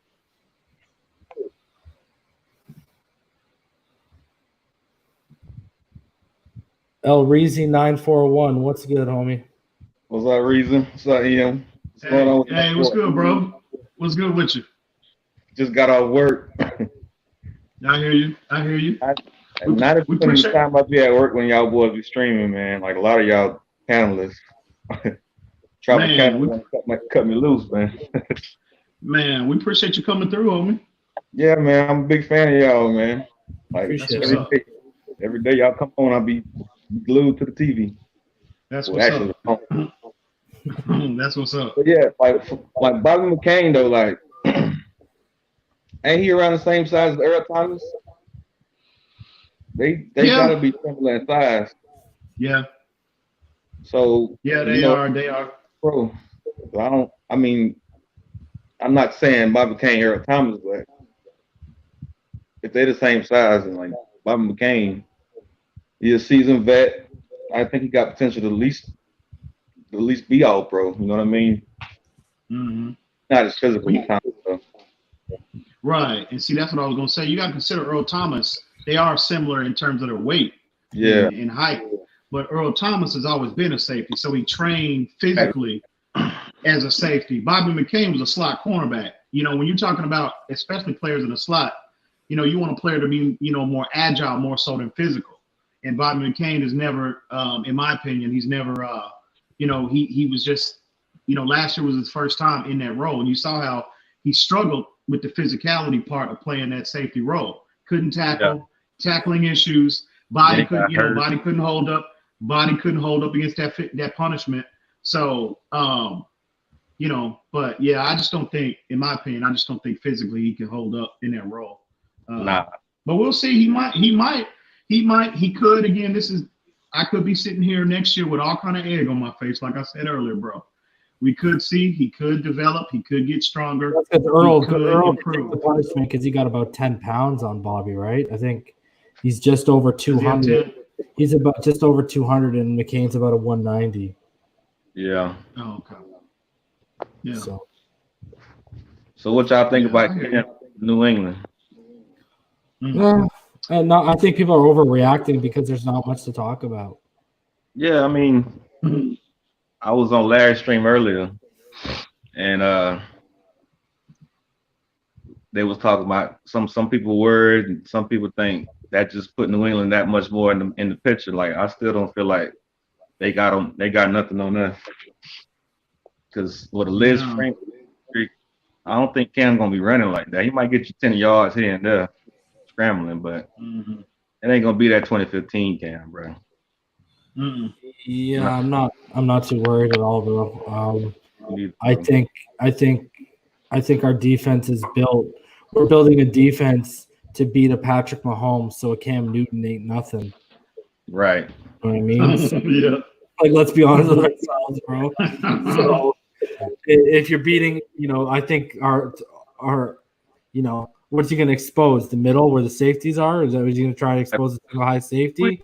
Who he throwing to over there? He ain't got nothing to throw to. Yeah. I mean, he's not worried like they just going to be the same old Patriots. Nah, bro. Yeah. They ain't got no weapons. No. I agree 100%, homie, 100%. Not worried at all with Cam Newton. When I saw that article, I said, "Oh, okay, cool, good for them." You know. And again, like I said, go through look at his contract. For all you people, for everybody that think, "Oh, Cam Newton, he's coming to save the day." Look at the contract they gave him. One, he's making him his base salary is $1 million, and it's incentive laden. Right. So that tells you everything they thought. If they thought he was a potential, you know, a player that they thought that could get them back to the playoffs or have a, you know, to get them back to the playoffs, there is no way in the world, number one, they would let us sat on the market so long. And then two, they would have made a bigger investment in terms of, you know, the salary that they gave him. I mean, they told you everything. You know, New England ain't gonna pay too many people anyway. Like, but I mean, but $1 million. Yeah, but like, man, chip on the shoulder. Plus, he got something to play for. Like, I guess he can make up to $7 million and some change, something like that, with incentives. Yeah, so it's incentive laden for sure, but that's even less than Ryan Fitzpatrick. Yeah. I just don't see it. I just don't. I think we've seen the best of Cam Newton. I think we've seen the best of Cam Newton, bro. I think he'll go there and you know, and like I said, I'm not convinced he's gonna be the starter, bro. Because again, Stidham has been in that system, been in that program 2 years. Yeah, Cam is just getting there. He's late to the game. He's late to the party. Okay. And we all know how complicated, we talked about that earlier in the show, how complicated that scheme and that system is. And I don't want to hear nothing about, well, he's going to totally ramp our offense to fit. Stop it. A 31-year-old, injury-prone, inaccurate flawed quarterback. There is no way Bill Belichick is going to hitch his wagon to Cam Newton. There is no way. It's too late in the game for him to do that anyway. It's too late. That quarterback will get better with Cam coming though, but still, I am not afraid of New England. I still say we win in week 1, and whenever we play them again in the season, we win them. That's it. I agree. Together with competitions, you know what I mean? I agree 100%. Yeah. 100%. Agreed. Is there anything else you wanted to add, El Reezy? Yeah, not really nuts about the Dolphins, but I saw an old stream back on TD channel when EM was playing ball game. That tickled me. That tickled me a lot.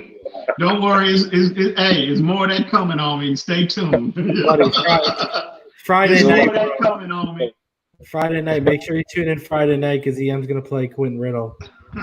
Yeah. Okay. All right, I got y'all. We appreciate you letting me on, Reason and EM. Y'all be. Hey, we appreciate you so much again, man. We appreciate you so much. Thanks for coming on, buddy. That's real.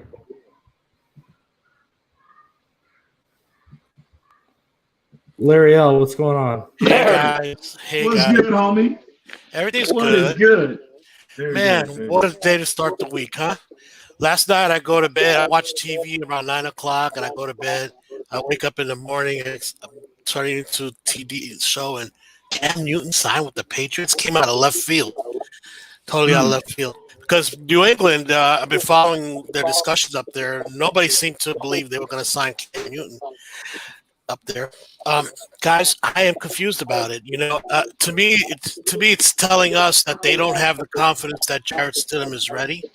Okay, if he was, why bring out a player that's going to create unwanted, not necessarily controversy, but publicity. Let's put it that way. You know, people there are going to love the name Cam Newton. They're going to yell for him. First mistake Stidham makes, they want Cam Newton to go in. I don't understand why they would do that unless they really are concerned about Stidham being ready for this season. So that's the only reason, because I'm with them. It makes no sense. The signing doesn't make sense overall.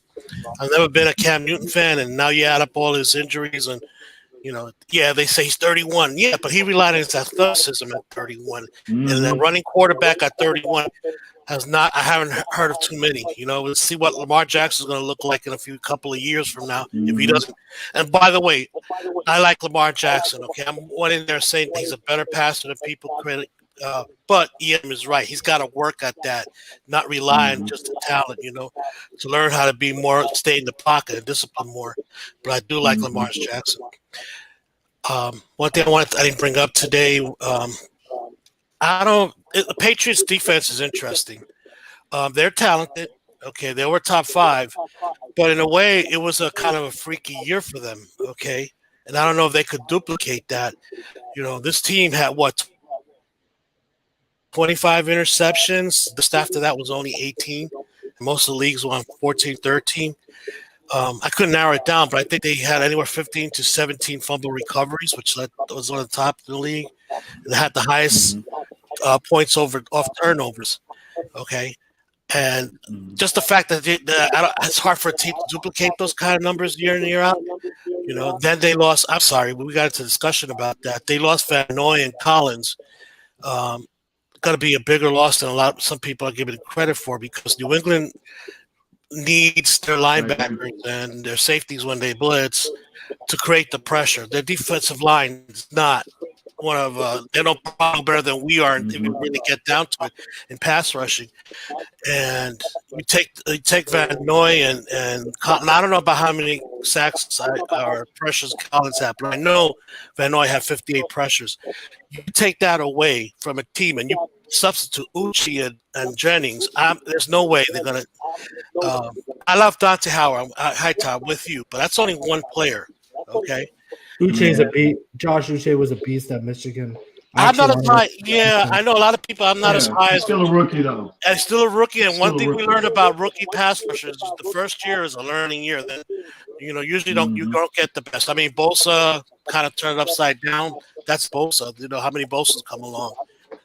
Type yeah, but he's a linebacker. He's not. Yeah, that's rush linebacker. Yeah, but you know what? that's a tall order to ask him to, maybe he can come up with the 6 sacks, but to come up with 58 pressures, that's a lot. Okay, that's a lot. So I think New England's defense was going to take a step back either way you look at it. By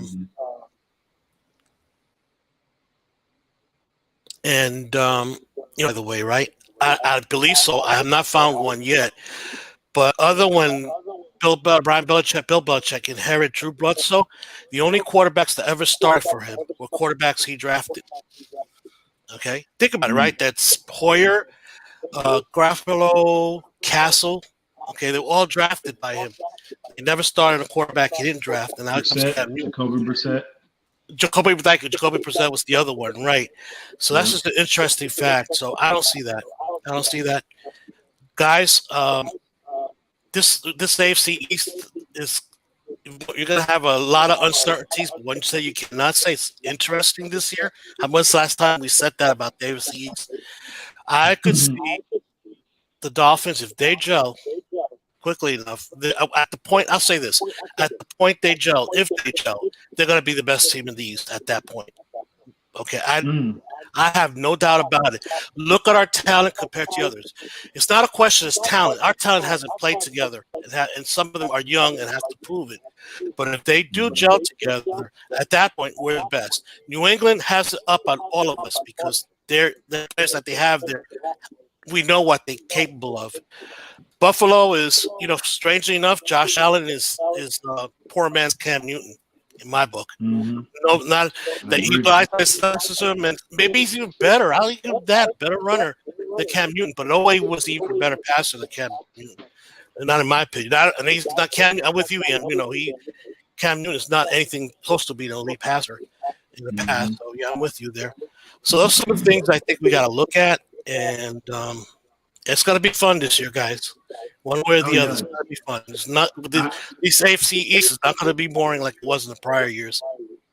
I cannot wait. Because everybody I can't wait. Man, there's so many storylines, bro. What is our defense going to look like? Tua, offensive line, so many storylines, bro. Wide receivers, man, there's so much to get excited for this year. So I agree. There is. And you know what? We all know what the number one big question mark that none of us can honestly say we have confidence on is that offensive line. Okay. Yeah, we got more talent, but how good is that talent? And, like everything else, gelling, but how good is that talent is a question mark. Okay, because you got 2 rookies, and they're going to take time to – well, Hunt, if you put him at guard or you put him at right tackle in the running game, that translates from the – I don't know if you guys agree with me, but if you're a beast in the running game in college, you're going to be a beast in the pros because that's your physical skill. So I'm confident how to do that. So it's coming pass protection, And Austin Jackson, I'm with him. I think people were sleeping on Austin Jackson. But he's got to learn, and he's got that. And he's got some technical flaws that has to be ironed out. And if you ever play golf like I do, you got a hitch in your golf swing. It's hard to get rid of. So it's not just as easy as working a technique out there. But hopefully it does. I think we're going to have something special in Austin Jackson. So, and what if we actually start to get a return on our 3rd round investment we made in Michael Dieter? What if he comes out of camp that starting center, bro? Oh man, you know what? EM, you hit it on the nose. I was shocked, surprisingly. This is a Wisconsin boy, okay? They come in here, they're big old country boys. They're big and powerful. Dieter, it's like he's going to push. I never seen a Wisconsin. I was surprised at that. Yeah, but so yeah, if he gets a little stronger at center, nobody's talking about it. So maybe a few of us here at Dieter. So finally, somebody picked it up, and one of the beat reporters picked up on the fact that read that the other day that Dolphins might be considering Dieter for center. Type deal. So yeah, so it's got to be fun, guys. And let's see. And at that point, let's see if I'm right. Everything starts to gel, or at least most of it gel. We'll probably be at that point. And you know what I said here, right? 9-7, and I think the 9-7 is that we got better and better and better as the year come along. Like the Tampa Bay Bucks last year, they made the playoffs. We make the playoffs. You do not want to be the team to play us. Okay, because we will be a very good team at that point. Okay, hopefully. Absolutely. But it's a possibility, and nobody can argue or debate that it's not a possibility. It's a real possibility. Just like it's a real possibility Buffalo dominate, or even New England will stay. I don't think they're going to win 12 games, but with 11, 10, and win the division, yeah. It's always a possibility. That's what makes it all fun. The only one I don't see doing it, and Jet fans are delusional, right? It's the Jets. Okay, they say, well, Le'Veon Bell's got to come back and be the Le'Veon Bell he was before.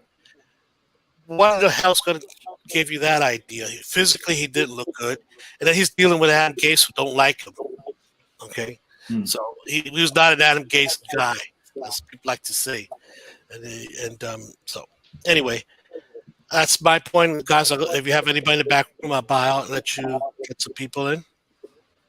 Absolutely, man. We appreciate you so much. All respect to you, Larry. No, you two guys doing a great job. All right.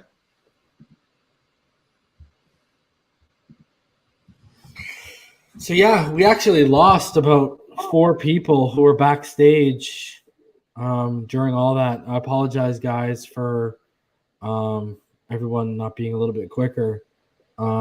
Next time we do it, guys, feel free to come back on. I apologize again. Yeah, man, some good points by everyone who came on today. Absolutely. Yeah, I'm not. So what are your? Oh, hold on a sec before we get out of here. What's going on, DraftKings?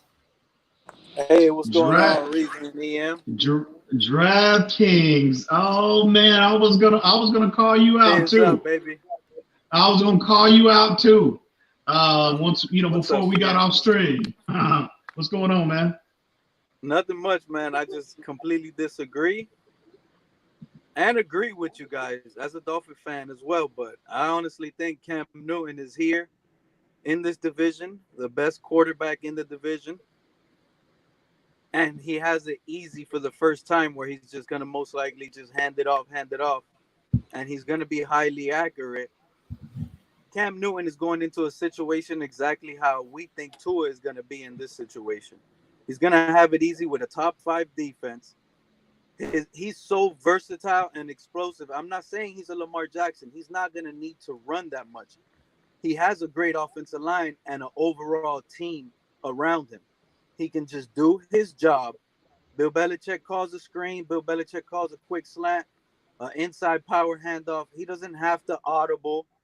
He doesn't have to do much. He just needs to run, do his job, do what he has to do, and it's going to be easy with all the opportunities he's going to have with having a top 5 defense going against young quarterbacks in this division as Sam Darnold, Josh Allen, and I expect Tua Tagovailoa to start week 1 because he's clearly the best quarterback on the Dolphins roster. So I believe in the best talent needs to start to make the talent around you better. So Cam Newton is better than all 3 of them, has more experience than all 3 of them.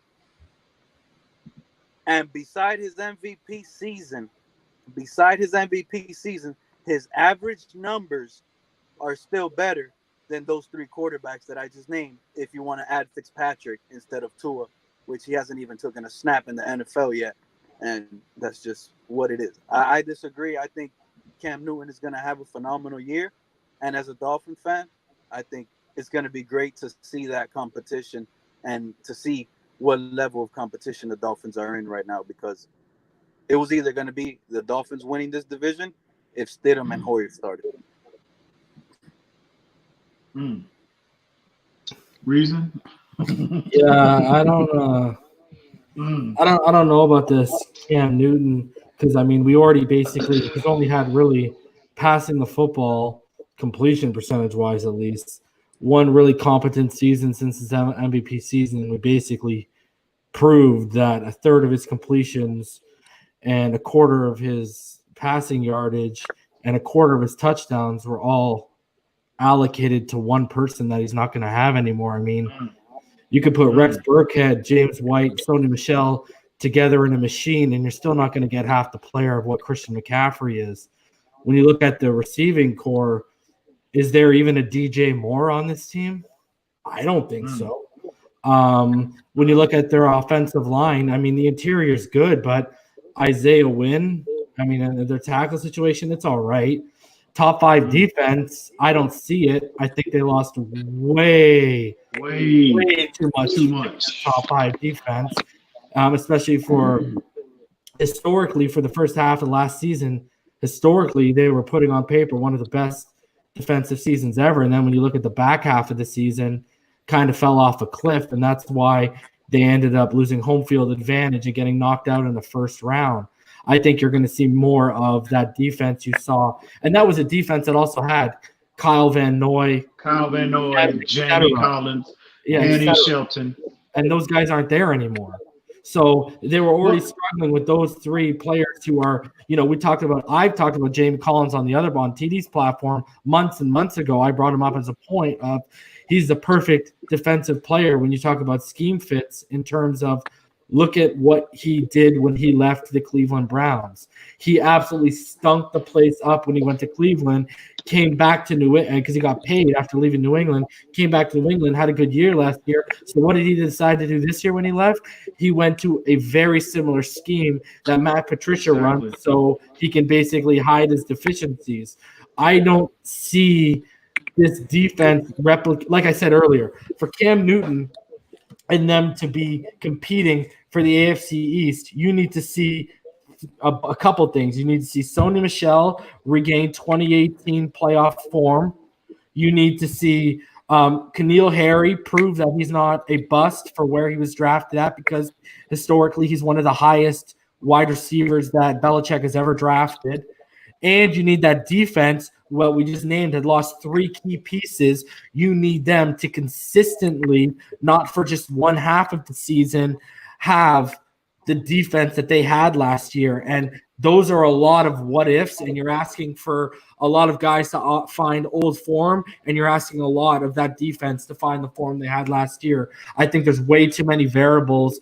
I think the Dolphins and the Bills are clearly better teams on paper than them. The only advantage I can say that the New England Patriots have over everyone is Bill Belichick. And even I see with what you saw last year, I said this earlier, Tom Brady was in that system for 20 years. He knew that system like the back of his hand. And you saw, especially in the last half of the season, how badly he was struggling to put it together. So now you're asking a guy coming in to learn a whole new system, who we've learned as Dolphin fans is very hard, even for veteran players, to pick up. You're asking this guy to come in on June 29th during a pandemic to come in, pick that offense up, whereas Stidham has been in it for a few years and Hoyer has been in it multiple times. I think he's way too behind the curve, and I wouldn't see Cam Newton being a threat until year 2, when they could maybe, if whatever doesn't work out, they can start tailoring the offense a little bit more to him. But they're too late in the season. You don't tailor an offense on June 29th to a new player. You dumb it down for the new player. That's what you do because of where you're at. So I just don't see this. We talked about it, multiple times. Fitzpatrick had the 6th best QBR in the NFL last year. When you look at the last 6 games last year, you put those last 6 games up against any span of 6 games Cam Newton's had over the last 2 years, and you're probably taking Fitzpatrick in those 6 spans, because we've already gone over it. McCaffrey was such an instrumental piece. He was having that I uptick. would never take Fitzpatrick over Cam Newton. That 6-game streak, the 5 wins out of 6 game streak last year, I would take that 6-game stretch Fitzpatrick over any Cam Newton in 2019 or 2018. He played 2 games in 2019 and 11 hurt. His offensive coordinator is going to be Josh McDaniels. Just that alone right there is giving Cam Newton a better opportunity. Let's not forget, Bill Belichick has won with Matt Castle. Bill Belichick has won with a Jacoby Brissett. Bill Belichick has won with Jimmy Garoppolo. All these quarterbacks, guys who were drafted and groomed and sat behind all these Brady before they quarterbacks, even. Exactly. They all took Exactly. But wait, Exactly. They were all drafted. Hold on, hold on. They were all drafted and groomed, and they all sat behind Brady for extended periods Exactly. of time before they Hold on. even took a snap. So they learned how to prepare in the system, and they learned how to do. They basically learned the system sitting behind Tom Brady before any of those even got a shot. And let's go beyond that. All of those guys, when they went out of the system, they all ended up to be nothing, really. Mm. And what was I just telling you? Cam Newton is coming to a Josh McDaniels led offense. Which is, Cam Newton, as a Dolphins fan, Which you is should what? know how hard it is to learn. Cam Newton. Why was it so Josh hard to McDaniels learn? was running those quarterbacks. Cam Newton is coming to a Josh McDaniels led offense. Cam Newton is Which is better what? than Cam Newton's average numbers, remove the MVP season, is better than a Jacoby Brissett, a Matt Castle, and a Jimmy Garoppolo. Which is not As a saying Fin much. fan, you just Which gotta is not take it. saying much. Hold on. If Josh McDaniels is this good, why didn't he have this success at the quarterback position when he went to Denver? And why do you have to come crawling back to Bill Belichick's system? Mm. What quarterback did he have in Denver again? Was it Jay Cutler? Jay Cutler. Jay Cutler? And to be he honest, had I like Adam, Jay Cutler. and it was just, what was it, just after or before Adam Gase? What was that? It was just before Adam Gase got there as the offensive coordinator. DraftKings, let me ask you this. You made the statement that a Josh McDaniels led offense. What about specifically now? Because we're all about details on this platform. What specifically about Josh McDaniels' offense makes you think that Cam Newton is an ideal fit and is going to give them a level of success this year? Good question. What I think is simple. It's a simple answer I'm going to give you, but that is a great question, and there is no real answer because that's a good question to even ask the coach of the team, and I'm not a coach of the team. But to answer your question, what I think is Cam Newton is a better talent overall, athletic-wise, stronger arm. We never debated that. We never debated that. So he's an upgrade over a Tom Brady team. So if you want to compare Tom Brady or the Patriots offensive stats, like stats don't matter no more. This is a brand new team with Cam Newton, and he completely, let me tell you, when Cam Newton and everybody seen it, exactly how everybody got excited, especially Pats fan, and everybody was like, whoa, and all that. The whole Patriots locker room team, especially on offense, jumped out of their seat and was ecstatic because he is a better quarterback than Stidham and Hoyer.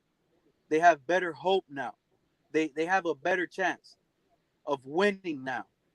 And he is a really good athletic. He gives dual threat, whether he gets 200 rushing yards in a season or whether he gets 1,000. And I guarantee he's not going to get more than 600.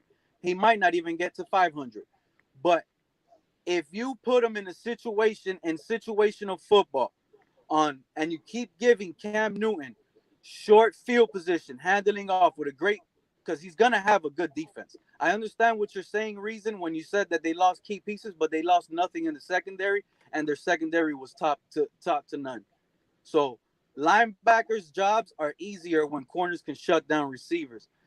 Bill Belichick plays a 3-4 disguise. He likes to rotate players either way. It's not like they stay there the whole game and don't move. The only one that does that is Dante Hightower, because Dante Hightower is like the Ray Lewis of that defense. He calls the shots. So all those other linebackers rotate, substitute, get out in different pass coverage and in different situations. So any linebacker in that situation is going to be in a 3-4 disguise, nickel disguise, so they can play zone, man, blitz, and blitz heavy. Cam Newton is in the perfect situation for the simple reason he's going to have a great defense. He's going to be in short field situation, and he has a way better offense. What weapons are going to put him in a short field position? I mean, this is where you're not answering this. Hold on a second. I want you to answer this question. Okay. No, hold on. I want you to answer this question. You got a guy who a lot of people consider the GOAT, who just left them, who knew the system like the back of his hand, who ran it for 20 years, and who was struggling mightily with what they surrounded him with. And this is a guy who is not starting on June 29th, trying to pick up, as you should know as a Dolphins fan, because it already came out of our locker room, how hard this offense was to pick up for even veterans. Okay, so when you got this complicated of an offense coming in, you got Cam Newton, who's never ran it. He's coming in, he's going to run it, and apparently he's going to be able to do more in an offense he's never ran, with a serious lack of weapons that overly frustrated and made one of the greatest of all time leave the team because of what they were surrounding him with.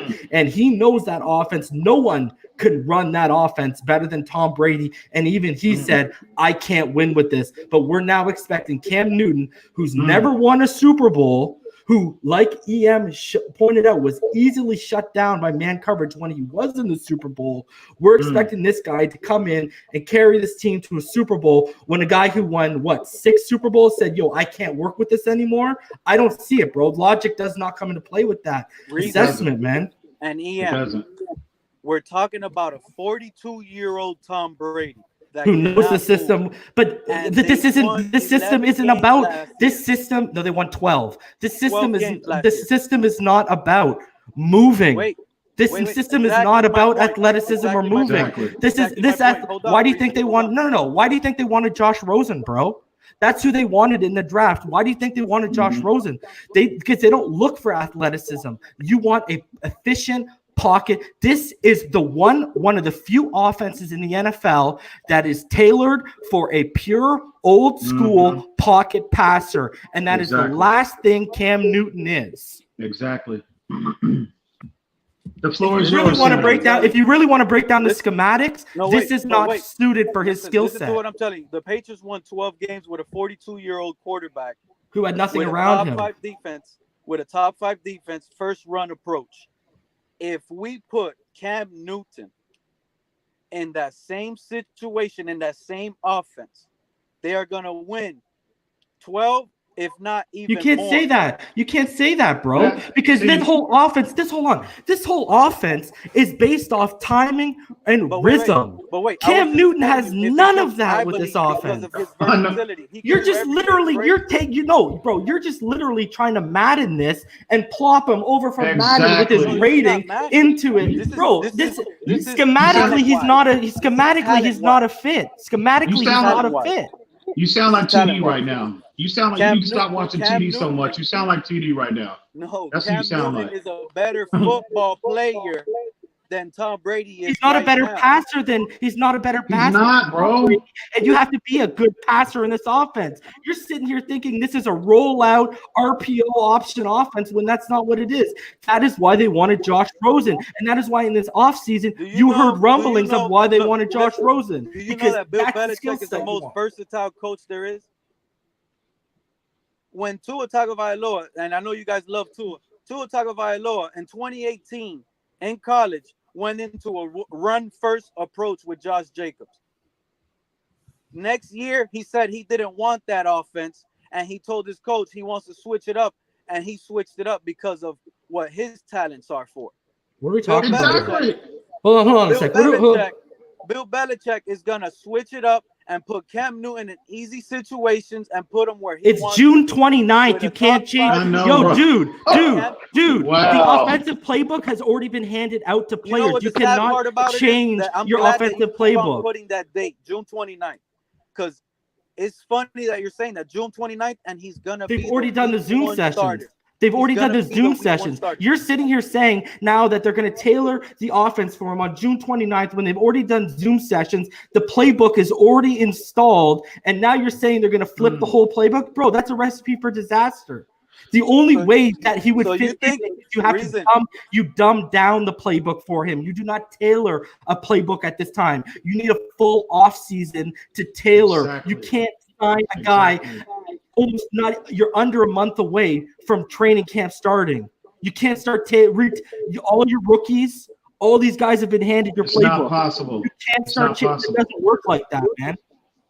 Like, it doesn't work like that. You're gonna have Cam Newton is gonna start. Listen to what I'm telling you guys. The Cam Newton is their week 1 starter on the New England Patriots quarterback. I actually hope so. Questions about it. I actually hope so. Go ahead. I actually hope so. They're going to win 5 or 6 games with them like that. So go ahead. Knock yourself out. I actually hope so. I hope he's starting day 1. I really do. I hope so. So, bro, listen. I hope he does too, because it'll make the game as us fans, because we're just fans. So it'll make it a little more interesting instead of just beating up on a Stidham inexperience and a Brian. But actually, Brian Hoyer, didn't he beat us last year with the Colts? We beat the Colts last year. We beat the Colts last year, bro. We beat the Colts last year. What are you talking about? We beat the Colts last year.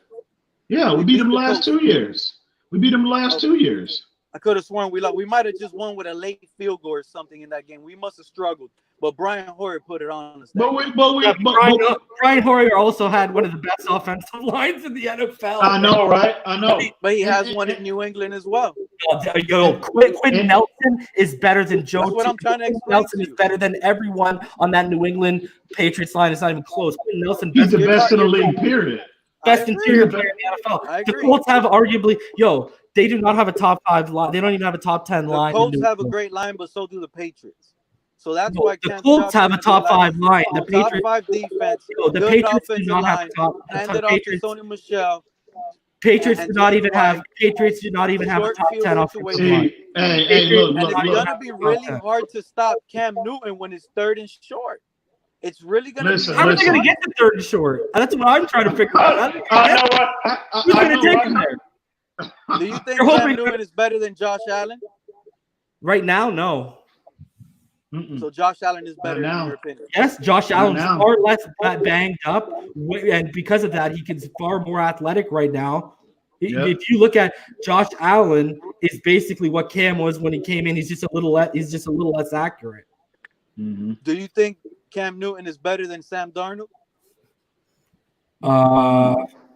That's a good question. The last half of that season, when, like I said on this last stream, when Gay started putting mesh routes and underneath concepts, because they were, if you look at the first half of the season, the problem with Sam Darnold and why he was getting sacked so many times is because all the routes that were being run were long developing routes with a terrible offensive line. And when they started adding underneath routes like mesh concepts, etc., you started seeing Sam Darnold turn a corner last season in the last half of the season. I think Sam Darnold as a passer has a much higher ceiling than a Cam Newton. I agree 100%. That's exactly what I was just about to say. Quarterback job is to pass. So you think Sam Darnold is better than Cam Newton? I said as a passer, he has a higher ceiling. That's what a quarterback's job is to do, is to pass the ball. Cam Newton's not a great passer, man. We've already gone over this. But he's a good passer. He's not a good passer, bro. His average numbers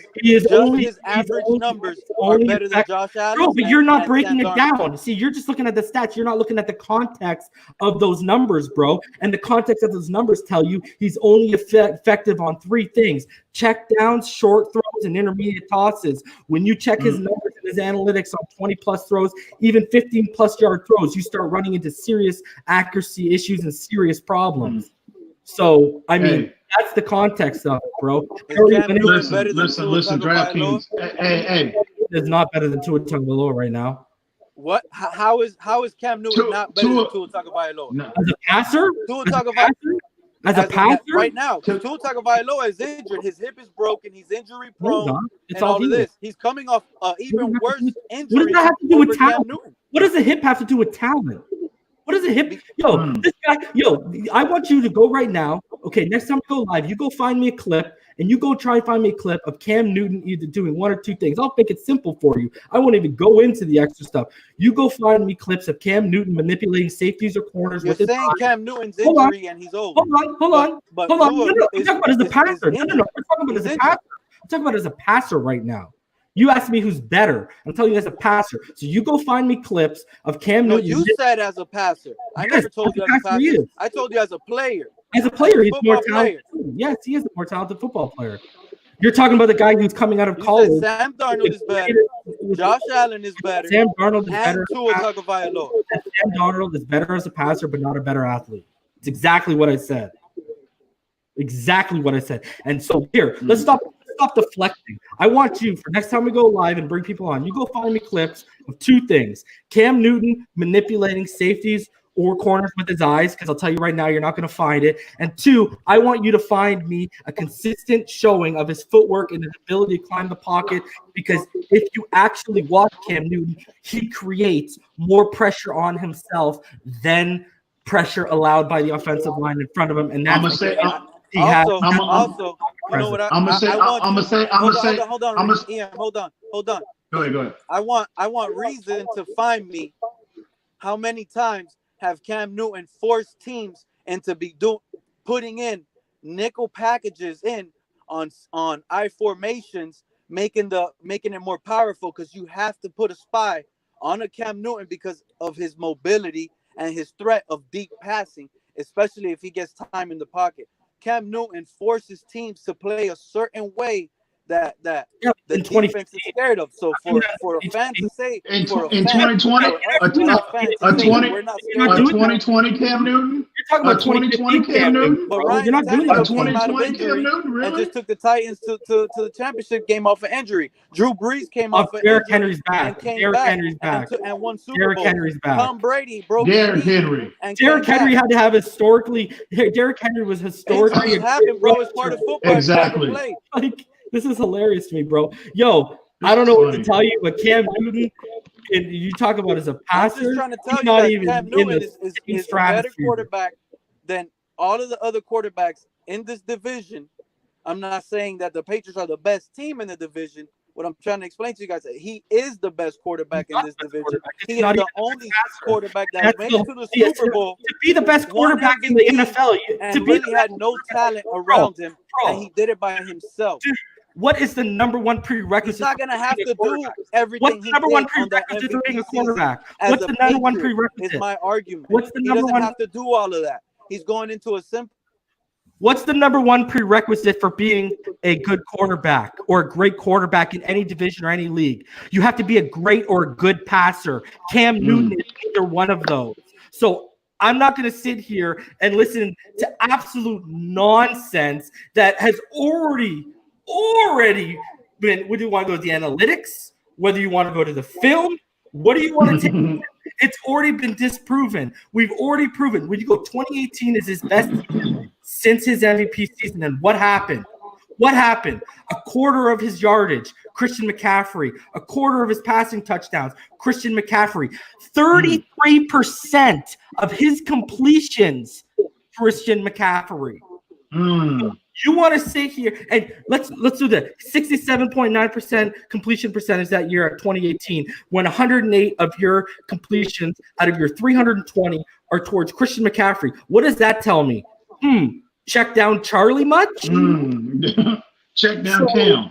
Yo, I'm not trying to hear it, bro. Like, I'm really. But hey, Reason, you know what? In all seriousness, hey, listen, Reason, hey, DraftKings, all due respect.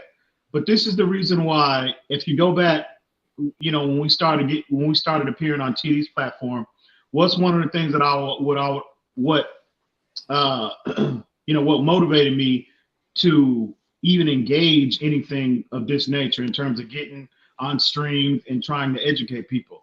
It's this exact same Madden Ultimate Team mentality on what I've been trying to educate somewhat of our fan base to get out of that mentality, bro. This ain't Madden, bro. The game of football is so much more than Madden, homie. And that's why I say you sound like TD, bro, because TD's he's very delusional in a lot of ways when it comes to this game. You know what I mean? You've been listening to TD too much. Bro, Why do you only get not Madden? The end of June, bro. If he's this good, why do you only get one offer, $1 million at the end? No, I mean absolutely no interest at all. If he's that great, no interest at all. James Winston levels of interest. That tells you where he's at. If James Winston would have went to one the hit, Patriots, Cam he would have Newton, been the best quarterback in this division. Cam Newton, 30 for 30 interceptions. That would have been real great. But you know what? But you know what? in a Bruce Arians offense, Listen. in a Bruce Arians offense, 17 points per game Bruce allowed Arians, on defense by the Bruce, Patriots. what was the thing? What did they say about Winston averaging 28 points? What did they say about Bruce Arians? They say if you can't succeed as a quarterback in a Bruce Arians offense, you can't make it in the NFL because he has one of the most quarterback-friendly offenses in the NFL, and this guy threw 30 interceptions. Are you for real with me? But you know what? I would be more fearful. Oh my God! Hey, listen. Hey, listen. I would be more fearful of Listen. I would be more fearful of Jameis Winston in New England than I am any stretch of Cam Newton, bro. He is like in terms of a passer.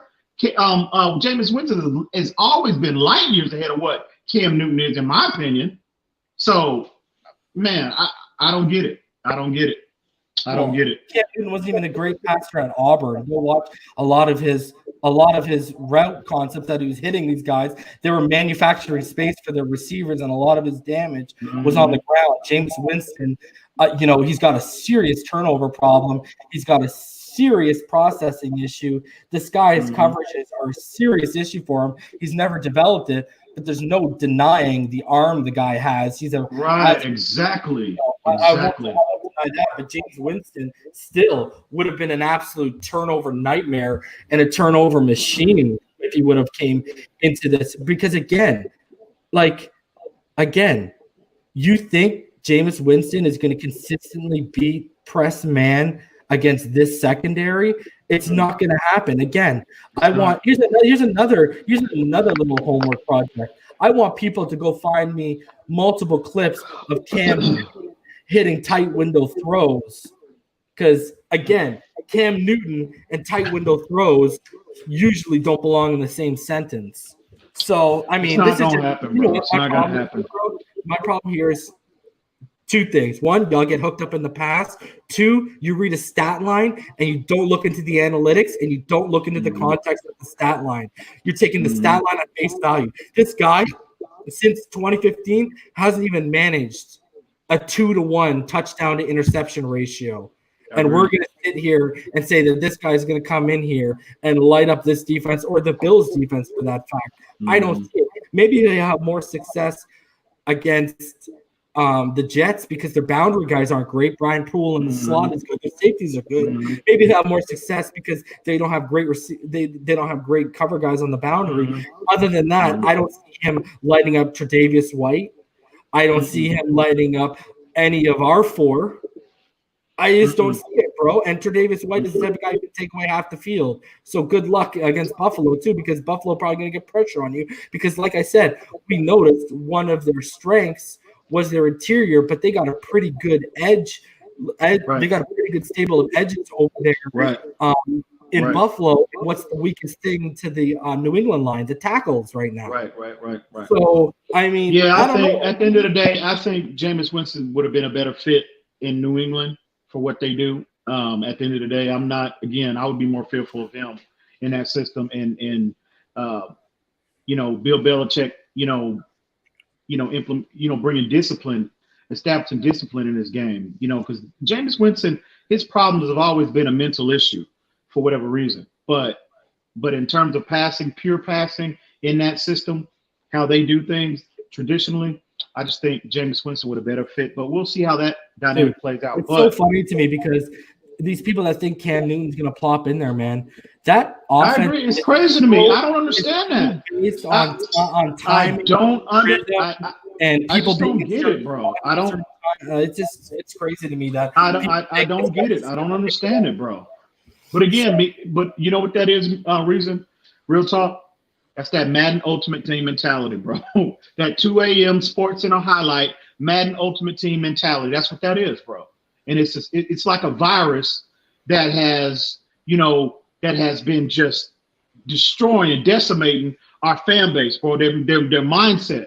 You know what I mean? And I fought TD for a lot of that foolishness. But again, we'll address that on a later date. But yeah, man, it's that mentality. And again, I'm gonna do my part to break y'all up out of that mentality. I'm gonna do my part, but I can only do so much.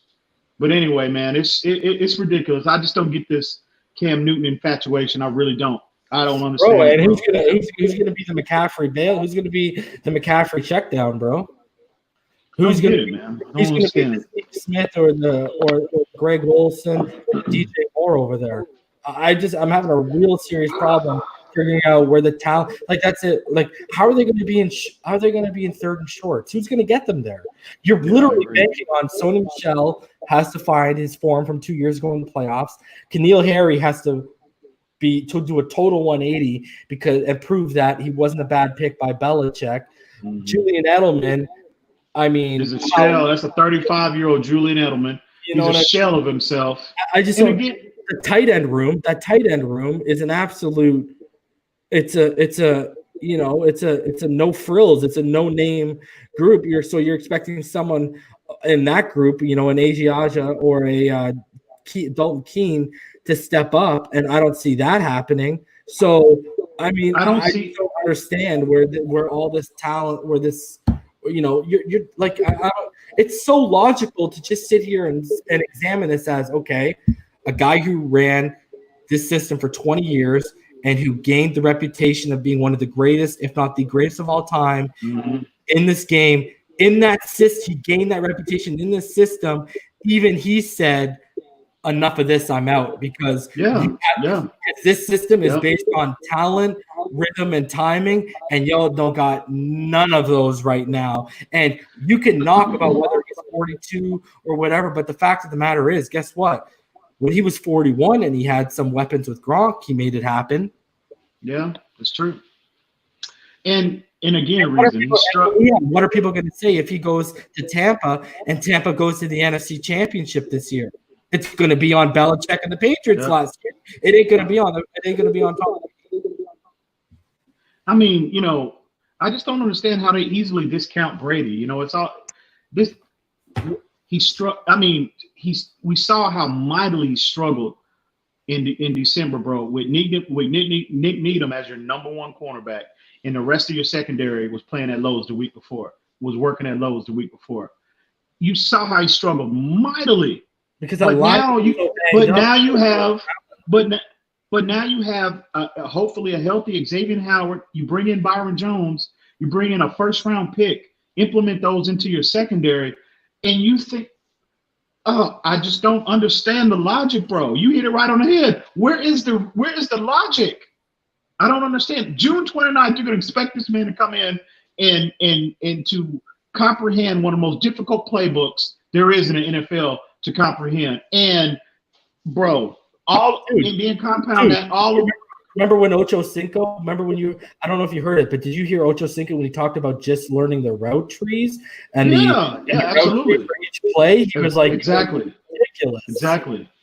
I just don't get it. Why? I just don't understand this one, bro. This is beyond me. This is maybe I'm missing something. I don't know. It's because in my evaluation, but this is beyond me. People are overlooking what?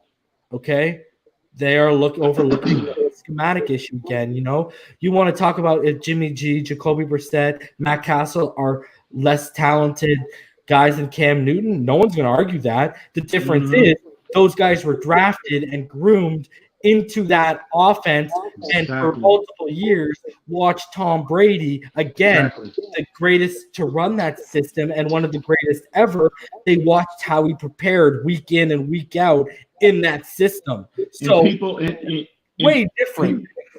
People don't place much value in exactly what you just said. They don't place much value in that aspect of the game of football, sitting and learning, watching a pro, watching him every single day prepare, mentally and physically for the game, bro. They don't value that. That is extremely important.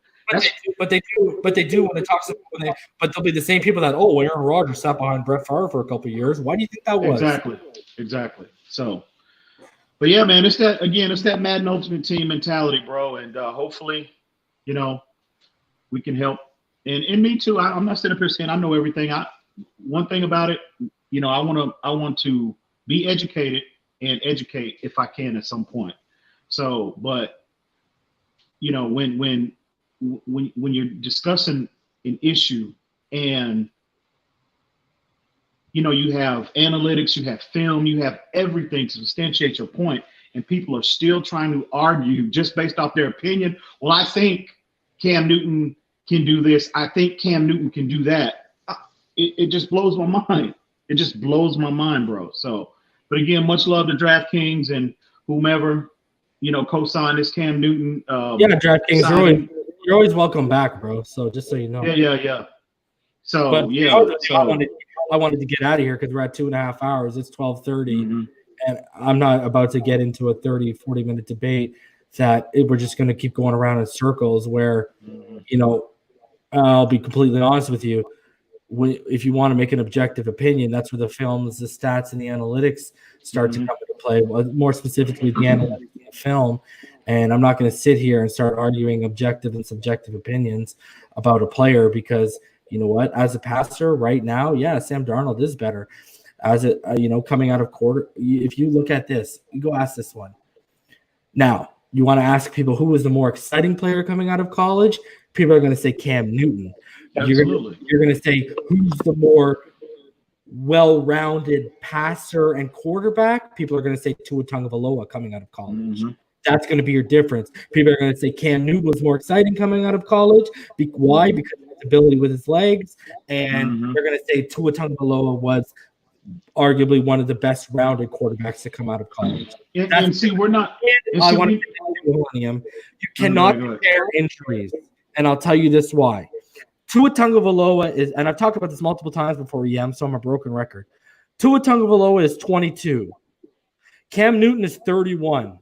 Mm-hmm. It may only be 9 years, but your bodies heal a whole hell of a lot different when you're in your early 20s than when they do in your early 30s. Because guess what? When you're in your early 30s, you don't even have to take hits. And some mornings you feel it when you get out of bed. So that's all that you're going to say. Well, as you're 22, you're spry, you're lively, spring to your step, heal quicker. That's why that's a fact. You heal quicker and you heal better when you're younger, right? So now, had Tua had this hip injury at 30 or 30, then we got a serious freaking issue.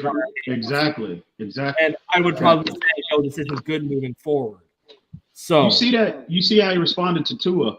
He's injury prone. I'll tell you that Tua hate is real, bro. Oh man, did you see how? I don't know why. I really don't understand why Tua is such a He's prone. He's prone to injury. And might I add, for all of you who watch the other platform, and EM can back this up, when TD started dropping that whole, Tua's prone to injury, he switched his narrative. I was the one in our group text chat that corrected that whole situation and said, no, he's not injury prone. He's prone to injury. And I was the one who showed the Dr. Cho explanation, et cetera, et cetera. He's prone to injury because he extends plays. That's the only reason he's prone. But you say that about any quarterback that gets outside of the pocket and runs or tries to make a play, you're making yourself prone to injury. That's true. That's just fact. Once you're outside of that protection, you're far more prone to injury than you were but when the 1,500 pounds of linemen were in front of you, right? So I agree. Game of football. And, DraftKings was right. DraftKings was right. Injuries happen in football. They happen at every position, period. The problem is when these injuries start adding up, late 20s, early 30s, that's when you start. Like, I'll tell you right now, there's no way Cam makes it to 40, guys. I would be shocked if Cam Newton lasts past 35. I'll give him two. I'll give Cam Newton 2 more years max in the NFL. He's not his mechanics, his pocket presence, and his ability as a passer are not good enough for him to succeed in his mid to late 30s. So he's in his early 30s right now. He might be able to get away with it because of his athleticism and his improvisation, but because of the punishment he's taken, he's also at a point where one hit could not only end his season, but it could knock his career out. Yeah. So, I mean, if he creates pressure, I mean, we went over the stats: 310 career sacks. Only 47 of them can be attributed to his line in front of him. So if you're gonna give up those, if you're gonna create that kind of pressure against yourself and the AFC East against the Bills and us, and even with what the Jets have build up on front. the D-line, right? I agree. They're gonna kill you, bro. I agree. He won't last. Again, like I said, and it's no disrespect to Cam. Greatly, appreciate his contribution to the game overall. But, bro, I give him 2 years max in the NFL, 2 years.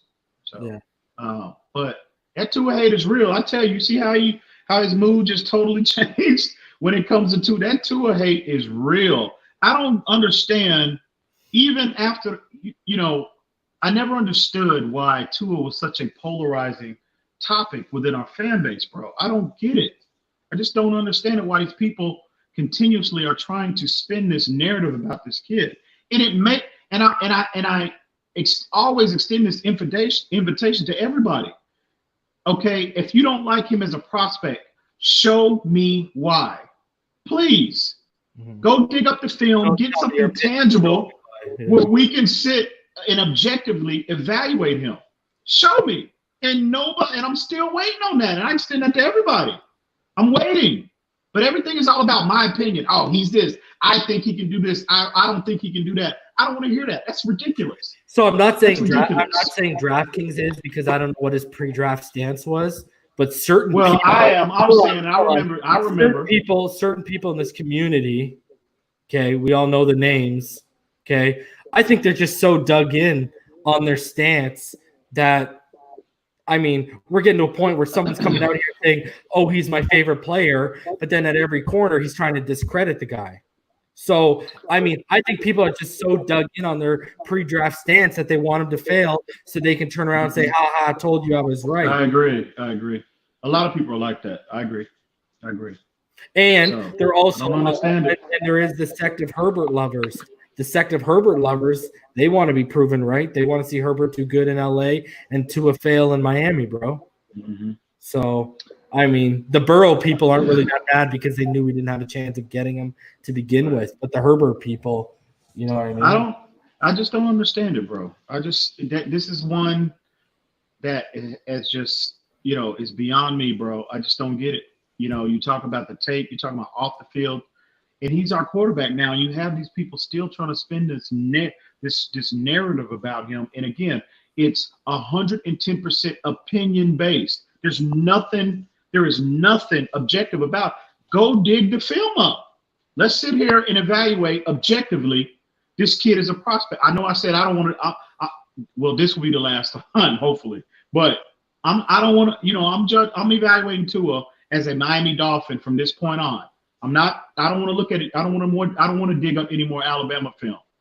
Let's sit here, but we can all sit. And if you think, if you have a negative evaluation on Tua, show us why. Go get the tape and come up here and articulate as to why you think there's so many flaws in his game. So that invitation is extended to anyone. And we're not up here saying, we never were saying Tua is a perfect prospect. There's no such thing as a perfect quarterback. Can I say this, EM? Go ahead. Let me tell you this. We know, and I'm just going to say this like I'm saying, take it how you guys will. You want to call us cocky, or you're going to call us arrogant, knock yourself out. Me and EM have watched so much Tua film that earlier today, me and him were talking about specifically, I was naming red flags I saw on tape that EM agreed with, that he saw, that none of you Tua haters have even mentioned. I know, right? I know. So we're not going to tell you what it is. We're not going to tell you what the negatives are. Because you're going to use that. You're going to use that as ammo against us. No, we're not going to even tell you that. Yeah. So hopefully, I mean, and that's crazy. We sat there and we stretched our minds. We named 4 things, and 2 of them were things that no one else talks about. Nobody mentioned. Well, I think, you know what? I take that back, Reeves. I think Brian mentioned 1. I think he mentioned 1. And I'm not going to, we'll talk about this when we get off stream, but I think Brian mentioned 1. But no one mentioned that. Nobody has mentioned these issues. And they're not issues. It's not to the point where it drags down his overall game. You know what I mean? It's again, there's no such thing as a perfect player. There's no such thing as a perfect prospect. We've never said this kid doesn't need refinement. Every player transitioning to the highest level needs refinement at whatever position that they play. So we never said that. But people are saying, oh, well, Tua, if he's this perfect prospect, he should be able to do this and he should be able to do that. No, nobody said that. He should come out the gate, lighting the world on fire, throwing 40 touchdowns. How realistic is that for a rookie, really? That's ridiculous. Ridiculous. Again, I can't believe we're sitting here, a month removed, 2 months removed from the draft, and we selected him, and we're still going over this buffoonish narrative that people are consistently trying to spin about this kid. And it's ridiculous. But again, go get the film. Go get the film. Agreed. It's ridiculous. Ridiculous. All right, but brother. Anyway, man, it's another good one on the books. Another good one on the books. Oh my God. Oh my God. Thank you. I want to thank everyone for actually taking 2 hours and 40 minutes Absolutely. on your Monday Absolutely. night. I didn't expect Absolutely. this stream to go long. I thought we were going to do an hour and a half, 2 hours max, and here we are. A little bit of a tangent there. Shout out to everyone who came on today. DraftKings, Larry. Who else do we have? Shout out to Havoc. I saw you backstage. You didn't get on. There was a couple other people. There was a couple other people I saw get backstage. Didn't come on. Shout out to you. Shout out to Todd. Basically everyone who came on. Sorry to you guys who, there was, including Havoc, there was 3 of you that we didn't get to. I guess we were taking too long with certain cats. I apologize to you guys. We're going to try and be better at, getting through everyone quicker, getting through everyone a little quicker. It's just a lot of people want to voice their opinion, and who are we to tell people to shut up? You know what I mean? So our platform is their platform to say what's on their mind, especially our subscribers and everyone who shows support. So yeah, shout out to all of you, man. Absolutely. We will be back on Wednesday night, and then on Friday, guys, remember Quint Riddle, EMdolphinfan, Madden 20, 1-on-1. It's going down. Y'all already know what it is. It won't take long. He'll cut. I guarantee he's going to turn the game off after the first quarter. I guarantee it. So, but yeah, y'all tune in for that. That's going to be real interesting between me and Mr. Riddle. Yeah. So yeah, we appreciate everybody hanging out again. Always, always, always. We greatly appreciate all the love and support everybody shows, everybody extends to us, and yeah, appreciate it, man. And again, all day, every day, y'all know what it is. Yes, sir. Y'all know exactly what it is. Smash that like button. Subscribe if you haven't, guys, because we are. Let me just double check and make sure. We are only 90.